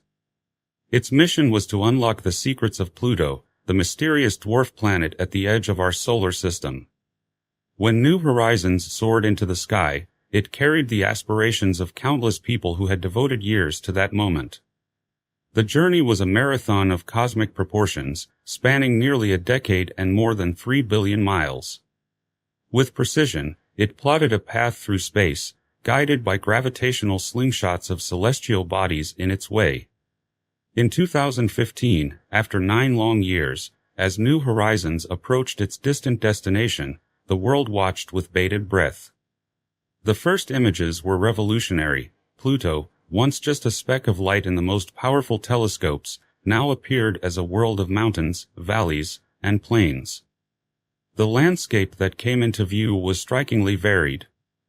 Ice mountains, some as tall as the Rockies, rose proudly from Pluto's surface, their peaks cloaked in methane snow. The vast nitrogen ice plains of Sputnik Planitia stretched across the dwarf planet, displaying a complex pattern of ridges and depressions. Among the most surprising discoveries were signs of geological activity. Pluto, long thought to be a frozen relic from the dawn of the solar system, turned out to be alive. Nitrogen ice glaciers slowly flowed across the landscape, and hints of cryovolcanoes indicated that this distant world was not as inactive as once thought. New Horizons' leap into the unknown bridged the gap between assumption and reality. Pluto was no longer just a distant point of light in our telescopes, it was a dynamic world full of surprises and beauty, waiting at the edge of our solar system. This was only the beginning of a new chapter in our understanding of the cosmos. Pluto's rugged landscapes are home to one of its most mesmerizing features, Sputnik Planitia. This enormous, heart-shaped glacier is not only a striking visual landmark but also a geological marvel. The origin of Sputnik Planitia is a story of cosmic forces. This vast basin, stretching over 650 miles, is believed to have been formed by the impact of a massive celestial body, an event that transformed Pluto's surface and possibly its entire geology. The basin was filled with various ices, primarily nitrogen, creating a smooth, reflective plain that contrasts sharply with the surrounding topography. The surface of Sputnik Planitia is characterized by a complex pattern of convection cells, each the size of a country on Earth. These cells are the surface expression of slowly flowing ice, responding to the weak heat coming from Pluto's interior. This lava lamp-like process shows that Pluto is far from the inert, frozen world we once imagined. More mysteries lie beneath the icy facade of Sputnik Planitia. The uniform mass distribution in this region, as determined from spacecraft measurements, hints at the presence of a denser layer beneath the ice. Scientists speculate that this could be a subsurface ocean. It's possible that this reservoir contains liquid water, insulated by the ice crust above. Other discoveries reveal that Pluto has an atmosphere hovering above its icy surface, as thin and fragile as an atmosphere can be on the cold fringes of the solar system. Composed mainly of nitrogen, with traces of methane and carbon monoxide, this thin veil offers clues to understanding the planet's most mysterious processes. The structure of Pluto's atmosphere defied initial expectations. When New Horizons flew by, it found that the atmosphere extended hundreds of miles above the surface, far more expansive than anticipated. This thin atmospheric layer is stratified and consists of a complex interplay of gases that scatter and refract sunlight, creating a mesmerizing blue hue similar to Earth's sky. Pluto's orbit around the Sun is unlike any other planet in our solar system, with an orbital period of 248 Earth years. Each season on Pluto can last for decades, and its elliptical trajectory brings it much closer to the Sun at perihelion than at aphelion. Additionally, its axis is tilted at an angle of 120 degrees, resulting in extreme seasonal variations. As Pluto approaches perihelion, the distant Sun's faint heat is enough to cause a remarkable transformation. Ices made of nitrogen, methane, and carbon monoxide begin to sublimate, transitioning directly from a solid state to gas without becoming liquid. This sublimation process is most pronounced in regions exposed to the Sun's weak but constant rays, increasing atmospheric pressure as gases trapped in ice are released. During these warmer periods, Pluto's atmosphere expands, rising hundreds of kilometers above the surface, much more than during its colder seasons. This expansion is uneven, influenced by Pluto's topography and the composition of its ice, creating a complex and dynamic atmospheric system. As Pluto continues its long journey away from the Sun and into more distant parts of its orbit, the atmosphere undergoes dramatic changes. The gases that once thickened the atmosphere are now cooling and condensing, falling back to the surface as fine snow composed of nitrogen, methane, and carbon monoxide. This cyclical process of sublimation and condensation defines Pluto's climate, gradually altering its surface over centuries. The interplay of ice and vapor over the course of Pluto's long seasons paints a picture of a world in constant motion. Far from being a static frozen wasteland, Pluto's surface is dynamic, a reminder of the active and ever-changing nature of even the most distant members of our solar system. Another exciting discovery about Pluto's atmosphere is its escape rate. Unlike the strong magnetic fields and gravitational pull that protect the atmospheres of larger planets, Pluto's weak gravity allows much of its atmosphere to escape into space. This atmospheric escape contributes to an ionized gas tail, an invisible, comet-like trail that Pluto leaves behind as it orbits the Sun. This leakage is not a steady, gentle flow, but a complex interaction with the solar wind, a stream of charged particles emanating from the Sun. These particles collide with escaping atmospheric gases, creating a dynamic and ever-changing environment around Pluto, a miniature magnetosphere where the drama of solar and planetary forces unfolds. From Pluto's dynamic atmosphere and unique climate, we shift our focus to its largest moon, Charon, and discover landscapes and relationships that challenge the very definition of celestial bodies in the outer part of our solar system. Charon, Pluto's largest satellite, orbits in synchronized motion with it. Discovered in 1978, this celestial body is more than just a satellite, it is a world of its own, filled with geological wonders and a history intertwined with that of Pluto. As New Horizons flew past Charon, it revealed a landscape of canyons so deep and wide that they could easily swallow parts of Earth's Grand Canyon. These chasms stretched across Charon's surface, telling a story of geologic upheaval. Mountains rising dramatically against the lunar surface reveal a dynamic history, with their peaks casting long shadows over the valleys below. The origins of Charon's dramatic topography lie in its past, marked by internal processes and possibly cryovolcanic activity. As Charon cooled and compressed over millions of years, its crust split, resulting in vast canyons. At the same time, tectonic activity may have formed mountains, as the moon's surface flexed and broke, pushing some areas upward and raising peaks. The interaction between Pluto and Charon is a kind of gravitational ballet, with both bodies locked in synchronized orbit. This means that Charon always shows the same face to Pluto, and vice versa, a phenomenon known as tidal locking. Unlike most moons, which orbit around their planets, Pluto and Charon orbit around a point in space between them, known as the barycenter. This unique arrangement challenges conventional definitions of planets and moons, suggesting a binary system where both bodies are partners in their celestial dance. This gravitational partnership extends beyond Pluto and Charon, affecting the orbits of Pluto's smaller moons, Styx, Nix, Kerberos, and Hydra. Charon's presence stabilizes these smaller satellites, maintaining the complex balance of this mini-solar system. The dynamics of this system provide valuable insights into gravitational interactions that shape the orbits of celestial bodies throughout the universe. Pluto stands as a sentinel at the edge of our solar system, located in the vast realm of the Kuiper belt. This region, a vast cluster of icy bodies extending beyond the orbit of Neptune, is a relic of the early solar system and holds the keys to understanding the formation and evolution of our cosmic neighbors. Once thought to be the ninth planet, Pluto has found its relatives among the numerous Kuiper belt objects, including dwarf planets like Haumea and Makemake, as well as smaller, lesser-known bodies. Each Kuiper belt object has its own story, contributing to the broader picture of the solar system. Pluto's varied landscape, from nitrogen ice plains to towering mountains and dynamic atmospheres, reflects the complexity and diversity of the Kuiper belt. This belt is a window to the past, a frozen archive of the birth of the solar system. The objects within it, including Pluto, are remnants from the time of planetary formation, untouched by the sun's heat. Their composition, ice mixed with rock, provides insights into the materials that were abundant in the early solar system and helps us understand the processes that led to the formation of planets. Exploring Pluto and its neighbors in the Kuiper belt has far-reaching implications for our understanding of the solar system.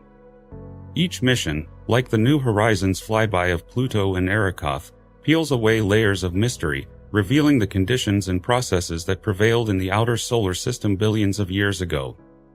These discoveries force us to reconsider the dynamics of planetary formation and the boundaries between planets and smaller celestial bodies. Pluto's position in the Kuiper belt highlights the interconnectedness of celestial bodies, from the smallest piece of ice to the largest gas giant. The dynamics of the Kuiper belt, with its resonances and orbital interactions, influence the stability and evolution of the outer solar system, shaping the trajectories of comets and affecting Neptune's environment. However, New Horizons exploration didn't stop at Pluto. After its historic flyby, it continued onward to Arrokoth, a Kuiper belt object, reaching it on January 1, 2019, marking the next milestone in space exploration. Arrokoth, resembling a clay snowman, demonstrated the slow merging of two primordial objects, offering unprecedented insight into the building blocks of the early solar system. The story of Arakatha's formation is a testament to the slow and gentle processes that dominated the outer regions of the early solar system. The large lobe, named Wenu, is not a single formation but a cluster of dozens of rocks, each more than 3 meters wide, huddled around a central slab.